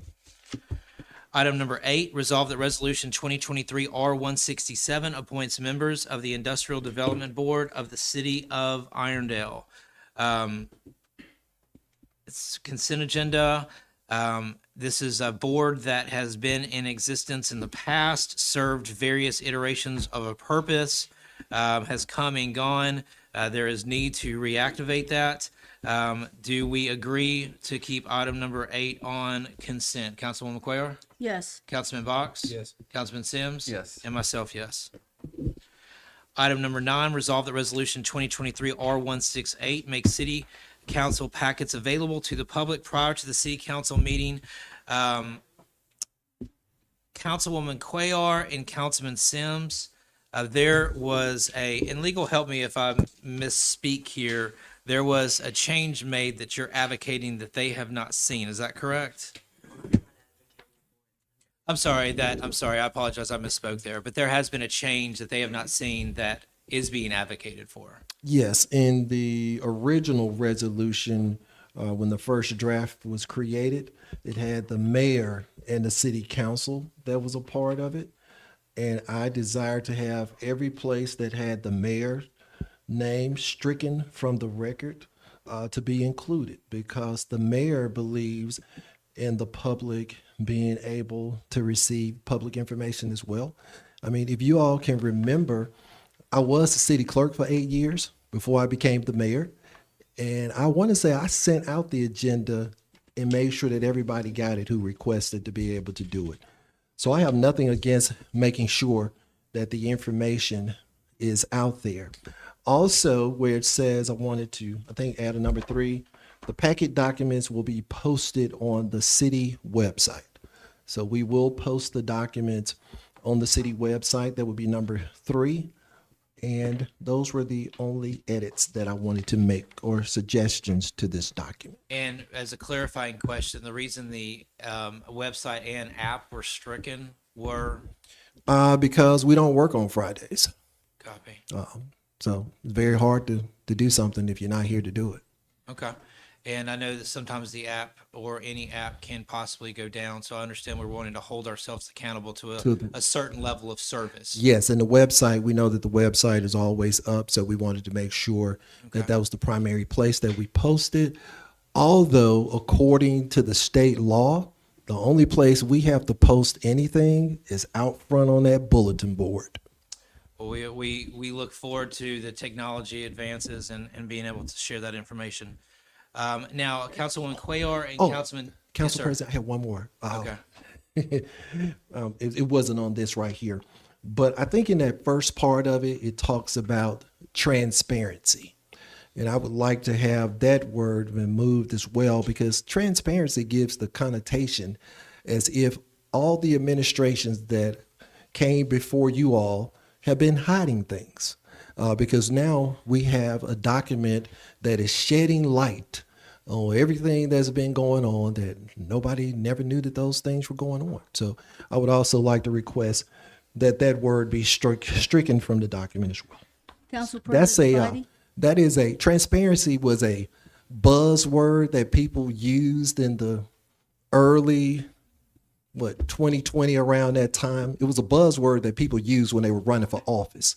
So everybody wants to be transparent. So I would say that I would like to have that word stricken from the document. Okay, Councilwoman Cuellar, Councilman Yes. Sims, y'all introduce this. Yes, and let me respond to several of the comments. In speaking with the president of Mountain Brook, Virginia Smith, that was a word that was used as to the council's reasoning. And then as far as requesting the removal, this is a council packet. And separation of powers is something that is very, very important. You have the council. This is our council packet. This is our decision to make. It is not the mayor's decision to make. He doesn't have a vote on this, okay? Now, with that in mind, the mayor is free to be very revealing with the community on any meetings that he may have with anyone. He's free to do that. But this has to do with our council packet. And this is why, in that, being mindful of the need to have that distinction of separation of powers, it had city council. That was the reasoning for having that removed. Councilman Sims, you co-sponsored this? Well, I have been in the position that Ms. Brown mentioned of previously of, council up here voting on stuff that citizens didn't have all the information on, I felt. So I just figured, if Mountain Brook can put all their stuff online, how it's worded, I don't really care, as long as we are providing the information. Not that we've been hiding information, I don't think we have, but I just feel like gets it out there easier for the citizens. Okay.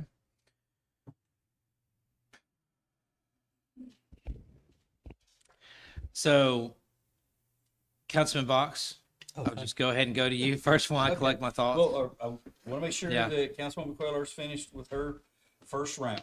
Fair enough. And Councilman Sims is finished with his first round. Yep. So I'm going to say this. Why are we quibbling about words? The mayor is part of the city government. He's the highest elected official. Yes, it is the council's packet. I agree with that. But the mayor's going to be involved in pretty much everything that's on this thing. So I understand where Councilwoman Cuellar is. The separation of powers is very important. But it's only very important when we're sitting on the dais. Because when we're not on the dais, correct me if I'm wrong, Lee, but we're just regular citizens. Okay? We can go out and present ourselves as I'm Councilman Box and I'm really important and I'm Santa Claus too, by the way. But when we're sitting on the dais is where our power is engaged. The mayor is always the mayor. Now, there are certain things that he can't decide without our approval. So to me, we're not operating in the spirit of peace and unity, worrying about whether the mayor's on there or the mayor's not on there. Leave the mayor on there. And as far as transparency, we all want to be transparent, or just, let's say, honest. And we are being honest, and we are being open, and we're doing our best. And if we make a mistake, I never think that it's on purpose, although we're going to make mistakes. So I've kind of had my preach for a minute there. I think that we're fine to add the mayor back to it. I think that if we want to remove transparency because we're afraid somebody thinks we're not transparent, okay, no problem there. I do think that the resolution is an awesome resolution because I'm going to be quite frank and honest. I'd like to see it Thursday night because Friday nights are important to me. I've been working all week and I work 14 hours a day. I'm not off on Fridays, okay?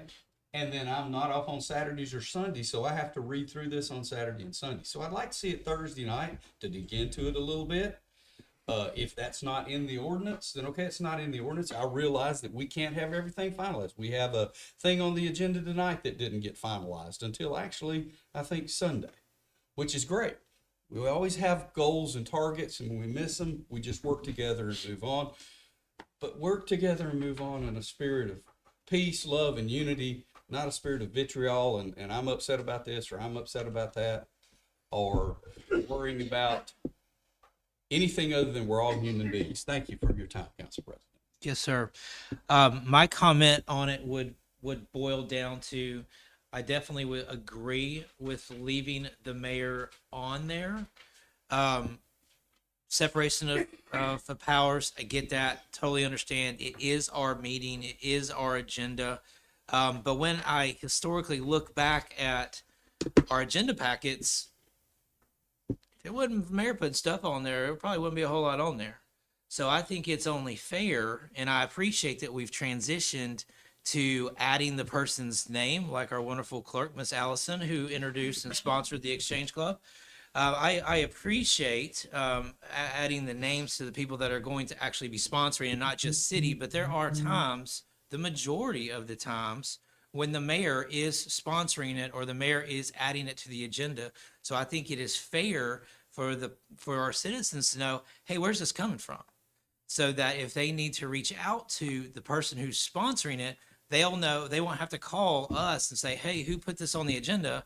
They'll know the mayor put it on the agenda, and they'll just reach out to him, which is fantastic, because that's just one more phone call I don't have to get. But regardless, I am in favor of the mayor being added on there. I really don't care about the transparency word. I understand what mayor is saying about it being used a lot and overused. Words in the English language get buzzworthy and they get used all the time. I don't personally care, but I understand where he's coming from.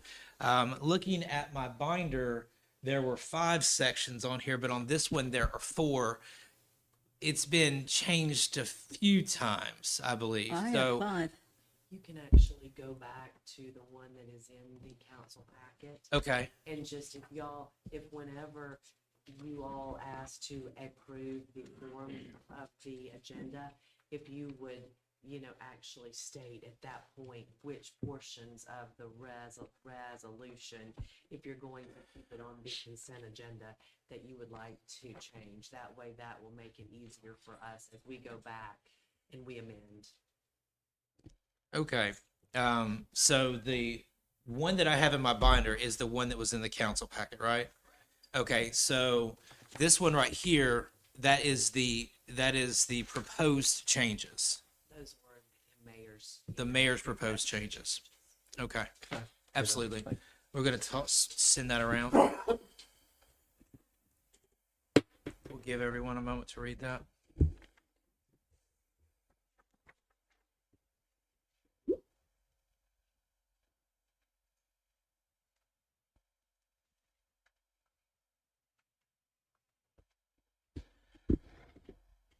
Can you pass that down, please? Sorry. Thank you, sir. I don't know if this air conditioner is allowed to work after a certain time. You might want to adjust those controls.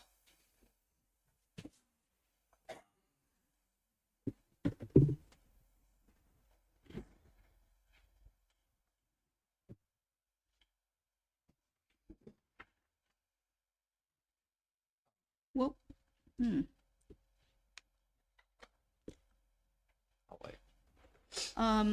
I want to leave number 1, and I like what Councilman Box said about no later than Thursday. I'd like to leave number 1 to, because our ordinance says that we'll have our council packet Tuesday, the Tuesday before the Tuesday that we have our council meeting. And so having it Thursday, the city is open, and we can have drafts of what we have thus far. And if there's additions, then we can post those additions. But it does help to have the council packets on Thursday. So I would like number 1 to remain 1 moment. the way it was presented. Do we feel that, I mean, obviously you made that edit for a purpose. Do you feel that that is feasible? Who, me? Yes, sir. President? And obviously I would allow I would ask for the clerk I to do. put on that. I do, because also what I'm going to add on the flip side of that is that if you all do not have your information in by the Tuesday, the week before, we're no longer accepting stuff that is late. Because what happens, we try to accommodate you when you send something in late, and then you turn around and get up here and bash us for not getting it to you in time. So it can't go both ways.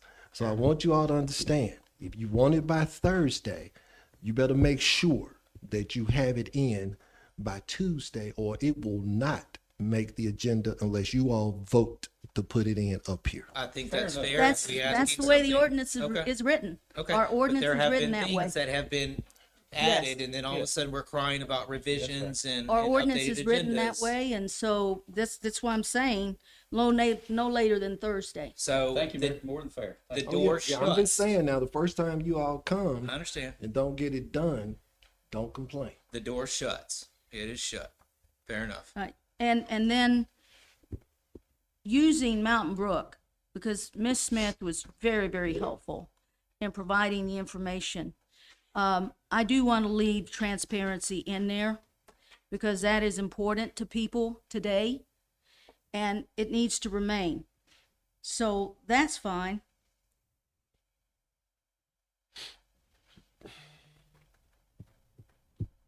And I like number two. Number two is, again, when we hold a special city council meeting or move its regular city council meeting to another date, the packet documents will be made available online as soon as practicable. So we're letting our residents know, here's what we're willing to do, here's what we're gonna be doing. So we're spelling it out for them. There's no ambiguity. They understand what it is that we are committing to doing for them. That's what this is all about, our Once again, residents. let's try to. Okay. I understand that you're talking to them and you want So- them to understand, but we're so- trying to decide on an So item here. the reason given for not posting our packets on the smartphone app was because the city's not open on Friday, but since we're gonna do it on Thursday, Point of order there, Councilman What- Carter. That was the app is not at a point where it is a reliable posting source for what we want the citizens to be able to see. Okay. The website is, and I'm The sorry. website is thank reliable. you, thank so you for we're that. Thank you committing to that. for that clarification. Okay, so I'm good with leaving our 1, 2, 3, 4, and 5 the way we had it. Change that number 1 to Thursday. Transparency is, And- Mayor, is this a hill you're prepared to die on? All right, fair enough. I die. I'm dead. Okay. Now, I am still, and I appreciate your comments. You did not address the mayor being added back into the language. If the body is fine with it, I'm fine with it too. Okay. Okay? All right. So when this is, Councilman Box, are you good with mayor being in there? Yes. I'm good with mayor being in there. Councilman Sims, you good with mayor being in there? I apparently missed the email where it came out, so. Okay. Copy that. So fine. we have a yes, ma'am, legal. I just wanted to run through these to make sure that Okay. we get this on the record. In the first, whereas we're actually going to be putting the mayor back in that. In the second whereas, we're actually going to be Removing smartphone. putting the mayor back into that, and we're also going to be deleting and smartphone app from that. In item number 1, we're going to be making a change that will be changing Thursday to Friday. No. Changing Friday to Thursday. Correct, I'm sorry. And then item number 2 will not have any changes. Item number 3 will be taking out and smartphone app. Item number 4 will have no changes. Items number 5 will also have no changes. Yes. Is that accurate? Yes. Also, I'll say that when you all get your packets on Thursday, and if you identify something in there that is wrong, nobody's gonna respond to you over the weekend. You can get it on Monday. We want you all to respect us the same way we try to respect you all. So don't send stuff on Friday, Saturday, Sunday. Don't call me on Friday, Saturday, Sunday, and Monday. But we just want to make sure that we got it clear. So when we go forward, we don't want to hear anybody wanting to change the rules like the first week we get started. I think we're all a party to what's just been read by legal. So do we agree that's what we're going by? Yes. Cuellar, will Councilman Box, Keep it Councilman on Sims.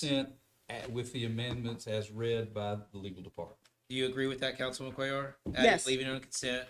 You're making the recommendation, Councilman Sims. You recommend to keep it on consent? Yes. I agree to keep it on consent as well.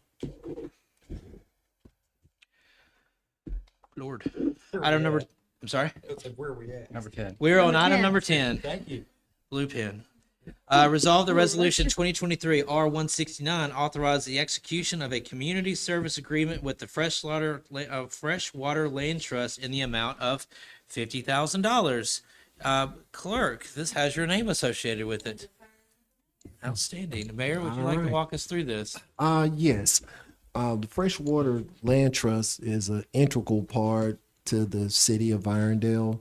We have the Moon River that we manage. We have the Cahaba that we manage. We have also, last year, we purchased some land together. And I happened to be at, I don't know if you all, I guess if we saw the, when Beth Stewart got the award over at Birmingham Southern for being a woman of conservation.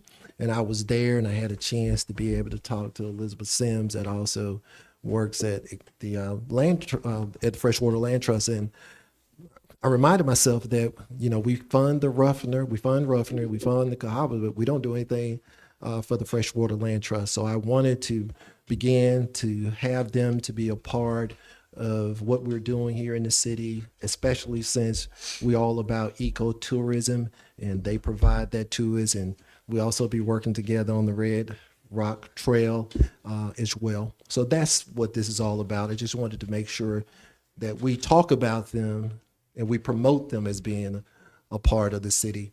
I think it's only fair that we provide financial support at the same time. Thank you, sir. Councilwoman Quaver, any Just questions? some comments. I want to thank Miss Lee Allison for providing us with the information we needed. For those that aren't familiar with the Freshwater Land Trust, I mean, they do some amazing work throughout Birmingham, throughout Jefferson County.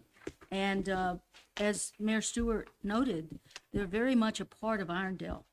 And this here, I mean, it's 1,407 new acres conserved. It's very important. Total acres conserved, 9,501.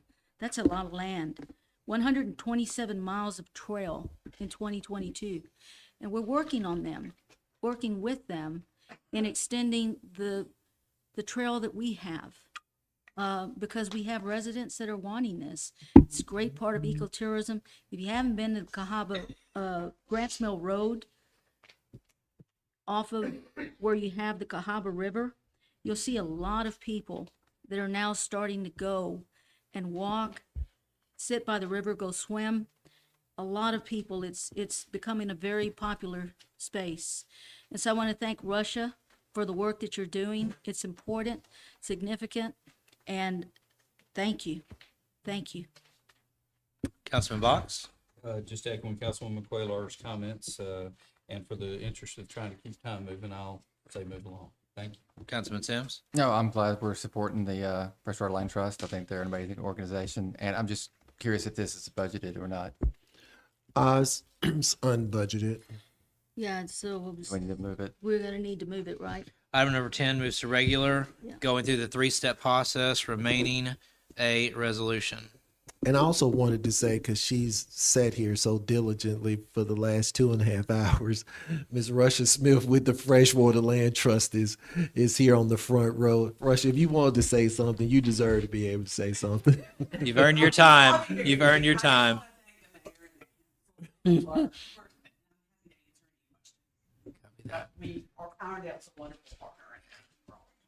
And Russia, whenever I see your name, I just know good things are around the corner. Amen. So, Thank you. Amen. absolutely.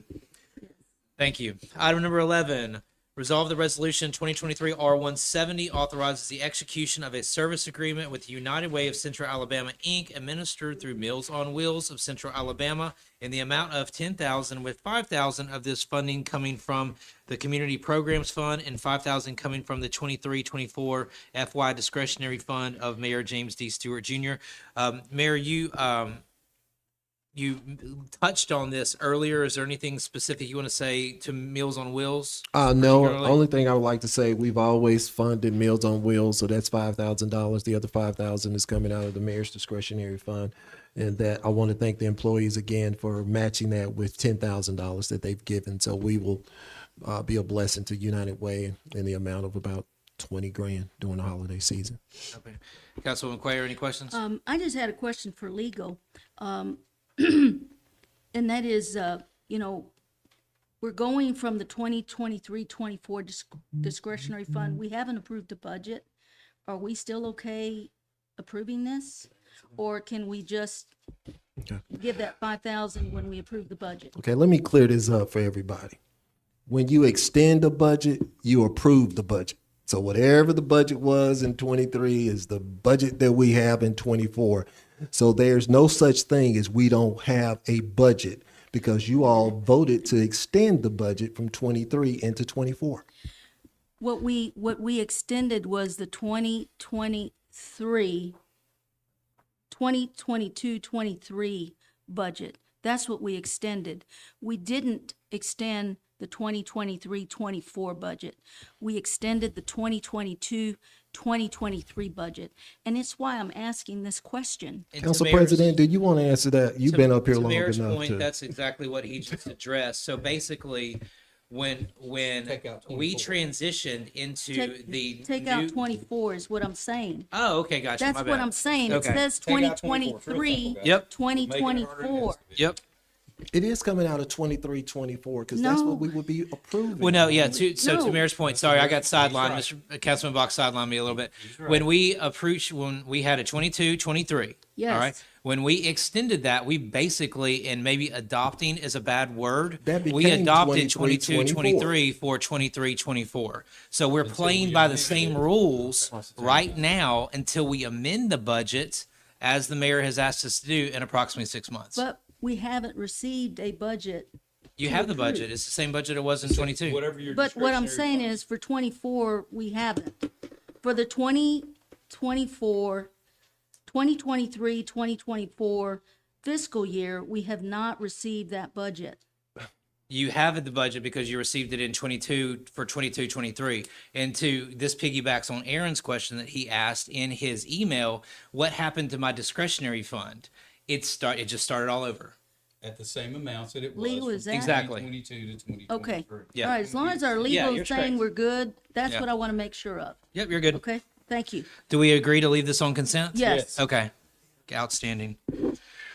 All right, resolve that resolution 2023 R171 authorizes the submission of an application to the Alabama Department of Economic and Community Affairs for a grant from the 2024 Land and Water Conservation Fund.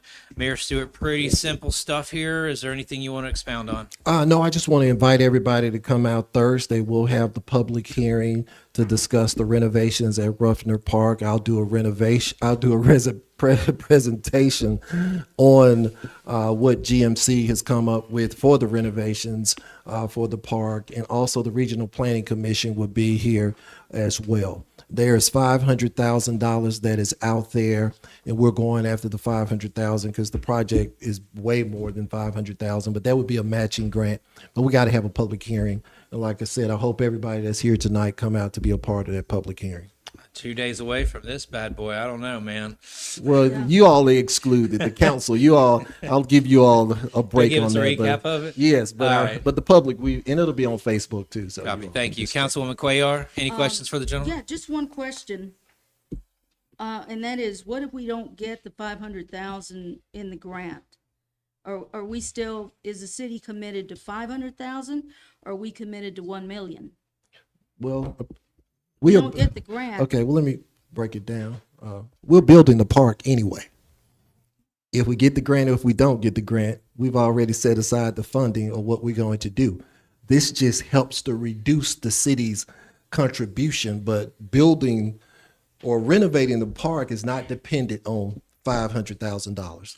If we're going to spend $500,000 anyway, and because if we spend 500, we get 500,000 free dollars to go along with it.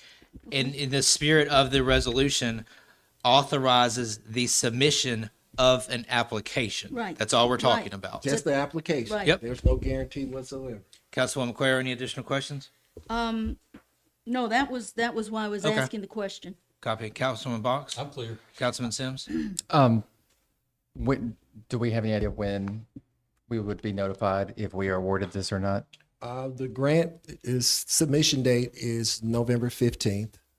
I can't remember the other dates before that, but it will probably, dealing with the state of Alabama, be 6 months away from November 15th. So we're talking about the middle Late of spring, early summer. 2024. Yes. Thank you. Do we agree to keep item number 12 on consent? Yes. Yes. All right. All right. We successfully managed to postpone item number 13 under regular.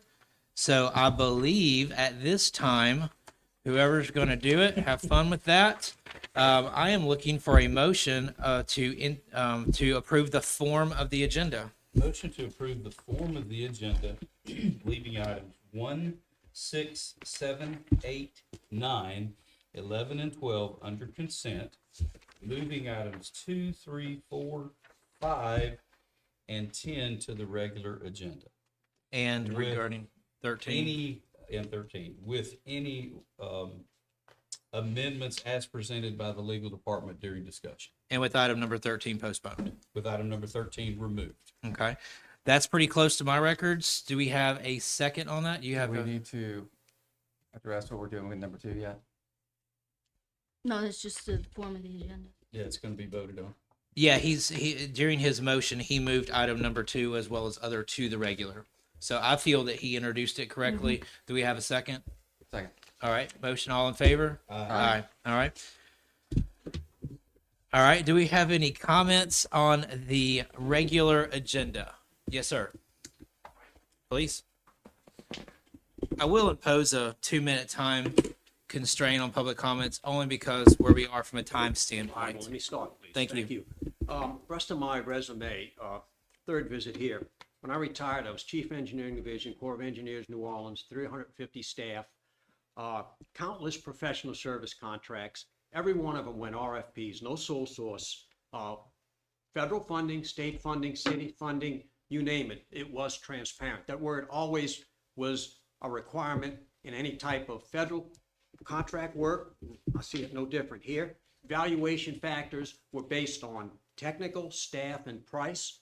And price also included an evaluation of the hourly cost. They took the salary and you can divide by 28, you got an equivalent hourly cost. Why? Because you evaluated each proposal based on these 3 criteria: technical, staff, and price. Once that was done, it was a rating system, and that constituted award. I debriefed countless engineering and project management firms on why they finished second, third, and fourth. That was transparent. It made them aware of how to improve their RFPs to get the next contract. All taxpayer money, federal, state, city, no different here. So I am free to help gratis anyone in the city if you have questions on terminology, RFP write-up, or whatever. Be my civic duty. I'd be glad to offer that assistance. Thank you. Thank you. Any other comments on agenda items only? Yes, ma'am. You have his information, or do you need it? Okay. I know he's been over a few times. Do I need to state my name? We know we have her information, correct? Outstanding. Proceed. All right. First of all, I would like to thank our inspectors and the abatement board for doing a great job. I live in this community, and one bad house that sits there for 2 or 3 years drags down the whole neighborhood because the negative always sticks out first. And so thank you for doing such a great job and being so astute in the job that you do, and the abatement board being very, very productive. Mr. Kemp, I'd like to ask you, only because I don't know, I can do a lot of things, but building's not my forte. Ms. Pike, Council President, I think it's these would be comments, not comments to the council, not a Oh, dialogue. okay. Thank Well, I would like to know what Mr. Kemp does. Like, I heard all of his resume, and that's wonderful. But what is he going to do? Is he going to overlook the projects here? These projects have been talked about, hashed and rehashed, and now they're coming to fruition. They're very important. And how many people is he going to dedicate to oversee, if that's what he actually does, I'm not sure, to oversee? Is he going to hire the architects? Is he going to hire the mechanical engineers? Is he going to hire these people and oversee them? Or is he just going to send a person once a month to see what's going on? I'd just like to know what the protocol is, because I didn't hear any of that. Sure. Mr. Kemp, I'm assuming you have a community liaison with your organization of some sort? So, different question. Fair enough. Okay. So, if I speak to the question, so detail related to the idea of hiring the consultants. No, we cannot hire consultants on behalf of the city, right? So architects, contractors, that portion is hired by the city. The architect is a professional service like us, which can be procured without going to public bid. All general contractors, anything under over $100,000 has to be publicly bid. So all of these projects will have to be bid. So to answer the question related to what we're gonna do. Right. According to the proposal, we're gonna have a dedicated project management team, senior PM and a project manager. It's dedicated to these 5 projects. So we're gonna manage the architect on behalf of what their design schedule is, meeting the intent of the project as far as programming is concerned, size and stuff. We'll provide a review of the estimating, we'll even do an estimate on each project as it goes through design.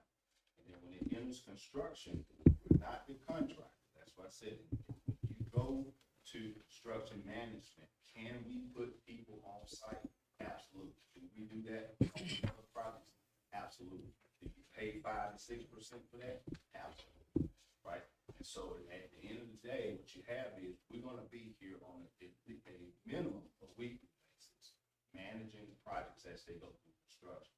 So when we procure the construction and put it out to bid, typically we work with the architects to ensure that the RFP that they respond back to provides the information that we need to effectively manage the schedule and cost. Council President, could I make a point? I agree. I was responding to my text message to my wife telling me that she's putting the kids to bed. This is the comments are, I gave you your 2 minutes, which you're duly entitled to, Ms. Pike. I appreciate that. There's got to be a way or a source of information that she can access in order to answer her questions regarding what y'all do. It's in the proposal. Fair enough. That's And the publicly available. proposal is on the website? Yes, ma'am. Thank you. If Ms. Pike would like to schedule a meeting. Okay. And come down here and talk to me about what we're getting ready to do, I'll be more than happy to set aside 30 minutes to an hour to walk through the whole I process. appreciate your accommodation. I've been to see And you, Council Mayor. President, And my I've point called of you, order Mayor, here. and I've emailed you, Mayor.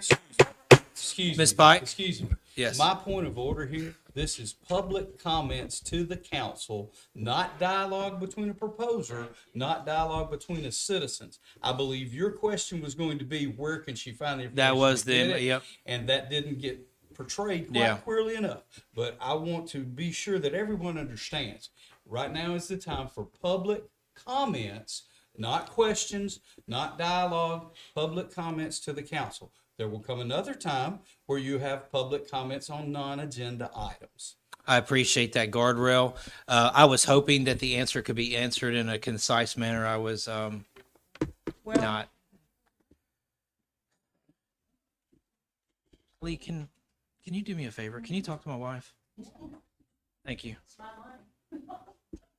I didn't know if you wanted to set aside in that other room because we need to continue. Any other comments on non-agenda on items?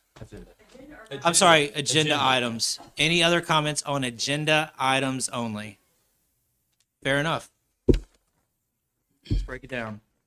At this point, I would need an approval of the consent agenda. Make a motion to approve the consent agenda as proposed. Thank you very much.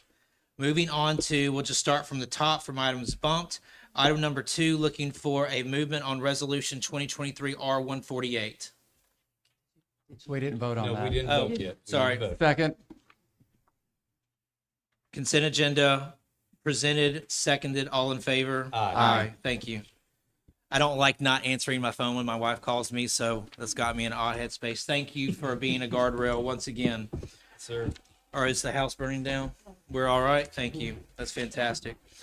Now that we've got our consent agenda, we'll move on to item number 2, which we bumped to regular. Item number 2, Resolution 2023 R148, please. Make a motion that we approve Resolution 2023-R-148. All right, so we bumped this to, we have a motion on the resolution. Do we have a second on this resolution? Or any other movements on this resolution?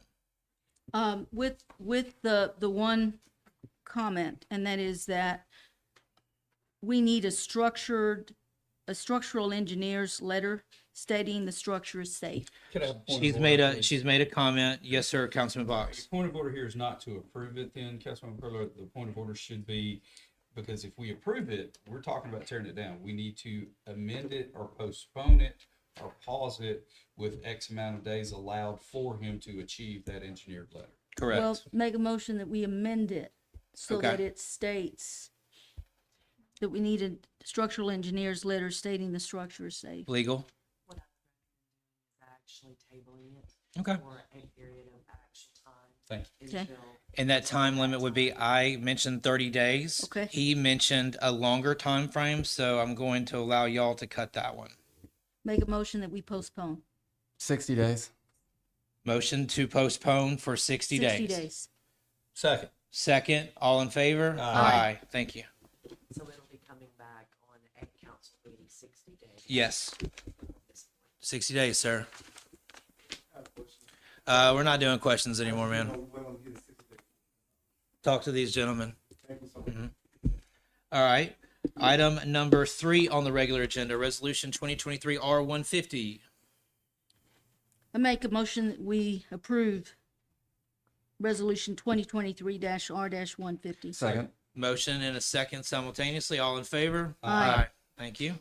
Let's move on. Item number 4. Make a motion, we approve resolution 2023 R163. We have a motion. We have a second. Second. Second. All in favor? Aye. Aye. Any opposed? Any abstentions? No. That's a no for Councilwoman Cuellar. Let the record reflect. All right. Item number 5, but it's a majority, so it's for the crowd, majority, the yeas have that since it's a resolution. Item number 5, resolve the resolution. If someone could go ahead and move on item number 5. Resolution 2023 R164 be considered read. No. Or not read, I'm sorry, be We approved. approve. Be approved. Second. Motion and a second. All in favor? Aye. All right. Fantastic. 8, 9 taken care of. If we could go ahead and have item number 10 introduced. Just a resolution, correct? No, it's gonna have to go through the thing. This is because it's unfunded. It's treated as an ordinance, but it remains a resolution. I make a motion make- that resolution 2023 R169 be considered read. Aye. Second. Motion and second. All in favor? Aye. All right. Make a motion that we suspend all rules that would prevent the immediate consideration of resolution 2023 R169. Second. Motion and second. Roll call. Councilman Cuellar? Yes. Councilman Box? Yes. Councilman Yes. Sims? And myself, yes. Finally, Make a motion that resolution 2023 R169 be approved and adopted. Second. motion, second. Anybody? You seconded? No, she second. Oh, okay, my bad. All in favor? Aye. Thank you. It is getting late. It is getting late. We start dealing with a different person at about 9 o'clock. I figured. All right, absolutely. So that is our consent agenda. That is our regular. At this time, we would take comments on non-agenda items. So we've deliberated heavily on lots of things. These would be things we have not spoken about this evening. I'm gonna make it quick because it's really late. I just wanted to say thank you to the mayor, to council members, to Greg Cochran. I came a bunch of times last spring and showed you what was happening at the Malone property. Incredible progress has been made on cleaning that property up. Thank you, thank you, thank you. And that's all I wanted to say. I brought pictures, Greg, thank you. I brought pictures to, before and after. When it's not so late, I'll show you, I'll bring my picture some other time and show you, okay? But now it's like, thank you. Appreciate your advocacy on that property. Thank you. Yes, sir. Please.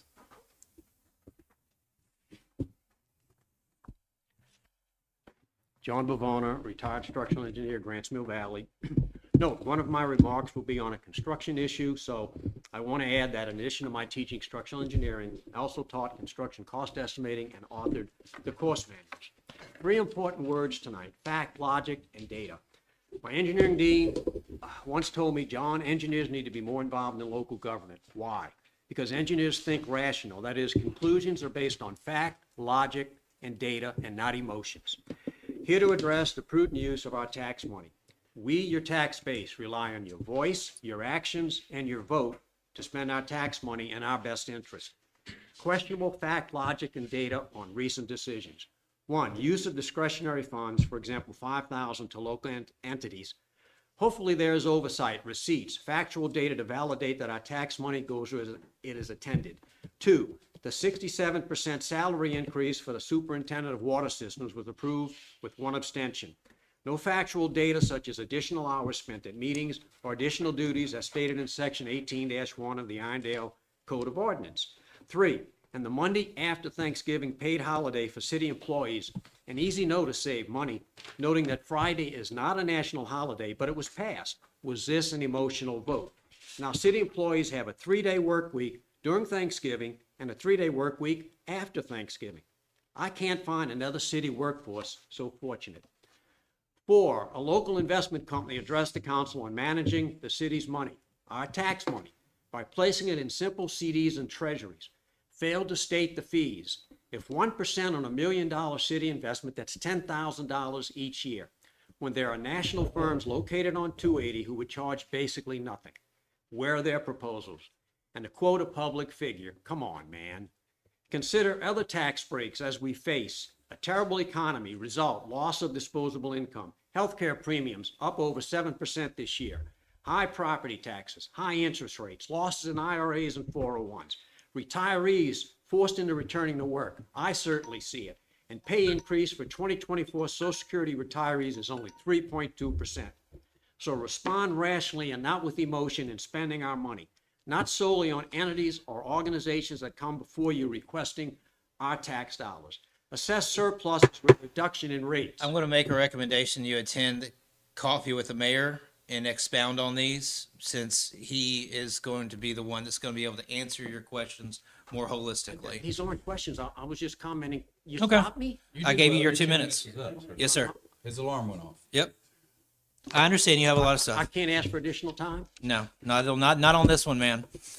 I'm sorry. But a lot of the stuff that you mentioned, would probably be best taken up with I the mean, the mayor. gentleman there he spoke almost at will. Yes. Your sir, 2 minutes are up. that's Thank you for your on the comments. agenda. Any other comments on agenda or non-agenda items? Non-agenda items. You get up there and speak for how many times? The coach and my husband gets valid things about our tax money, and you're gonna.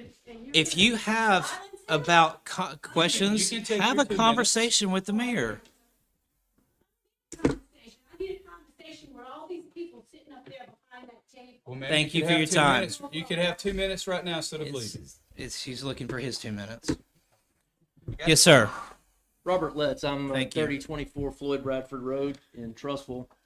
$20 every 2 weeks, $40 a month, 26 pay periods for most, or $520 a year. 6,000 plus employees times 520 years, $3.2 million. Over 5 years, that's been $16 million. What can one person do with $20? Pay for a child's school lunches for a week, a half a tank of gas, a gallon of milk a week for a month, or 1 month of that pay is $40 of the occupational license fee pays the doctor's copay.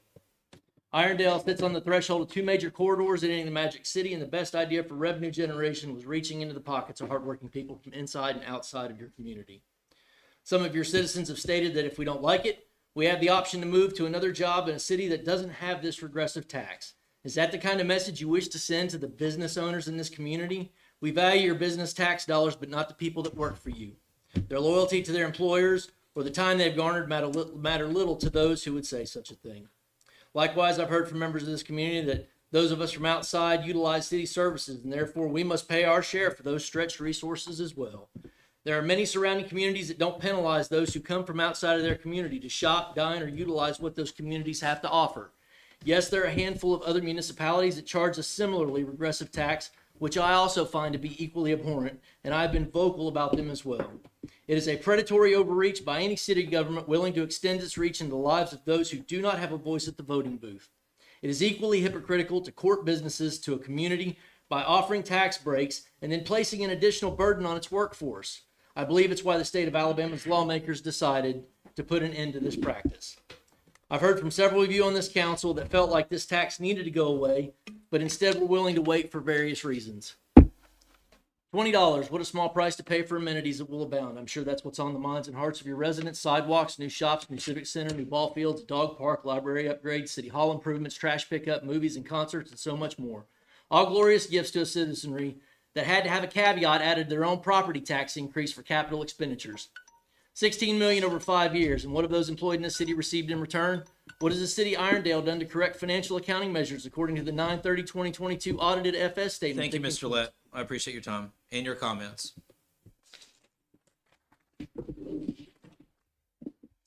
Any other comments on non-agenda items this evening?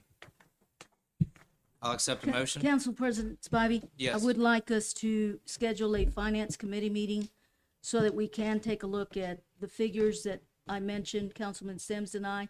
I would like us to take a serious look at this. I'm perfectly fine with that. If you would like, when you send that email out to the entire body, copying the mayor on it, regarding whether you decide with Councilman London to do it as a parks or an ordinance, I Right. personally don't Right. care.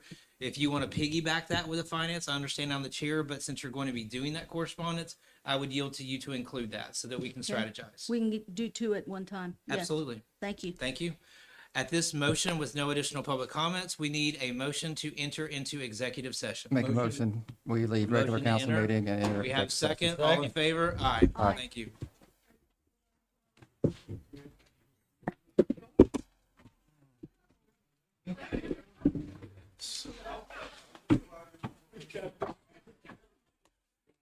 Make sure that that gentleman knows he's got 60 days. Well, they'll let them know. The building inspectors. take care of Yeah, it. they're real good about that. Listen to this clown. I mean, he is so immature.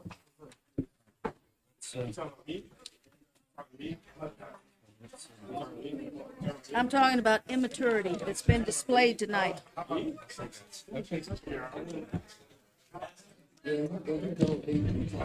No, I said there's a lot of foolishness that's going on. Sorry, you need to go fly kite. It's not the place. Go fly kite.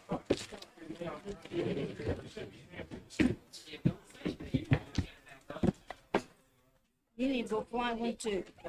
Don't say things you can't. Ma'am, you need to get a life. Right now, you know, citizens.